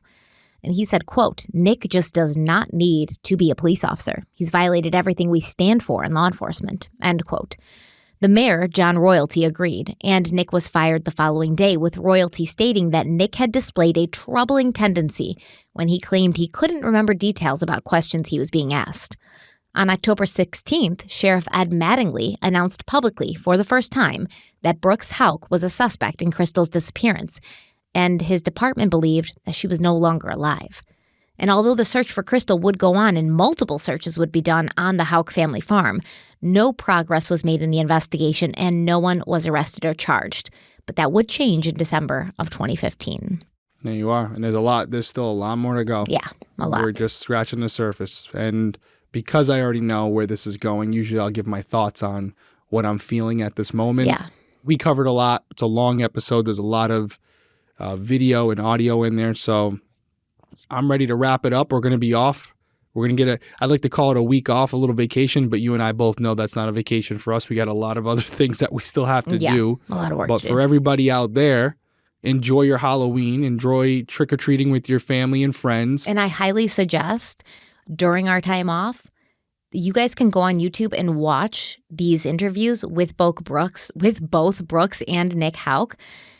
Because there's a lot more. Like, I couldn't obviously put it out, but there's a lot of gems in there. Yeah, there's a lot. Yeah. But back to what I was talking about, which is a lot more fun. Enjoy trick-or-treating. If you and do above that. all, travel in groups. Stay safe. Well-lit areas, right? Don't be out too late. Make sure if you're a parent, you're checking your kids' candy before they eat it. How is this more fun, dude? This is ominous. This is what we're about here. Okay. Making sure our viewers and listeners stay safe out there. That's what I'm concerned about. So that's all I got. I'm excited about getting back into this after our little break from this and keep it rolling. Yeah, and who knows? Because new information's coming out about this case every day since it is just basically unraveling as we speak. So by the time we're recording again, there could just be tons more to talk about. There was a major announcement at the bail hearing, I believe. Yeah. Oh, yeah. It was the bail hearing. I'm not going to say it I have here. Google Try not to alerts look for it it now, so I'm getting all the tea. Try not to look it up, Yeah. but it was a bombshell and something that no He one... said try not to look it up, but it was a bombshell. It was. It was because I've never seen someone do what they did. That's all I'm going to say. Now they're going to look it up, man. They were going to look it up anyways. This is not a great case, but a Don't really look it fascinating up. case. Yeah, don't look it up. Don't look it up, but it's a good one. I hate a spoiler. I do. I like You things what? to go my way. I hate a spoiler. I like things to go the way I see them going in my head, you know? That's my take. I got to tell you, my takeaway from this episode is you do not like me knowing the case. No, that's not true. I like it. Yeah, I like it because then we can do. talk about it off camera. And I'm like, Yeah. I feel like because I like when I'm into these cases, I like to have somebody to chat about them with, and nobody wants to do that with me. So when you know about the case, I can be like, oh shit, and call you, and then you can contribute. But during the recording, when you're trying to throw things in and throw a curveball in the linear story that I have created and spend a lot of time creating, not my favorite thing. Yeah, I can see that. Control freak. Got it. Yeah. Okay. Okay. Any final words from you? We're good? I think that's it. Happy Halloween, everybody. You got some Halloween episodes coming out when our week off? I have, sure. Yep. I have a couple more coming out before the end of the month. Yep. So you guys, for those of you who aren't already following Stephanie, which I'm sure is not that many of you, but you can have detective perspective too. So you can have Halloween videos, a detective perspective episode. So plenty of content. We're just taking the week off from Crime Weekly, and it's Are you doing a Halloween detective perspective? I don't think I am. I think we're going to be doing a case on. We're going to be doing an Indigenous women episode where we're going to cover multiple Indigenous women who the cases just haven't been covered a lot. Been getting some suggestions for it, so I'm going to put a couple of those in on one episode. Well, I accept this then. Okay, cool. I'm glad you accepted Yes. it. All right, guys, as always, we appreciate you joining us here on Crime Weekly. If you're not already, make sure you comment, subscribe to the channel. If you're listening on audio, leave a rating, leave a review. We'd like to check it out. That's the only way we're going to grow. If you're watching in silence and you're not, clicking those little buttons for some reason, the algorithm doesn't, recommend it, doesn't suggest it to others, and we can't grow and get this message out there. So we really appreciate it. And I will tell you this, and this is something I probably should have said at the top of the show. There has been an announcement by Moxie Forensics, okay? Criminal Coffee. We started a very long time ago with the idea of Criminal Coffee was to fund cases and ultimately help solve them. Well, the first case that we decided to work on was Preble Penny. Without saying too much, there will be a press conference November 17th with an update on Preble Penny, and it's a big one. I'll tell you that. It's not just a hey, here we are right now. It's a big update. You don't want to miss it. I'm working on it right now to see if it's going to be live streamed. I may even be at the press conference. I don't know yet. I'm trying to work on it. But if I'm not there, we're going to still live stream it if we can. Stephanie and I will probably hop on if we're available. We can watch it with you guys. But November 17th, mark your calendars. Big announcement coming for Preble Penny. That's all I got. Everyone stay safe out there. We will see you soon. Bye.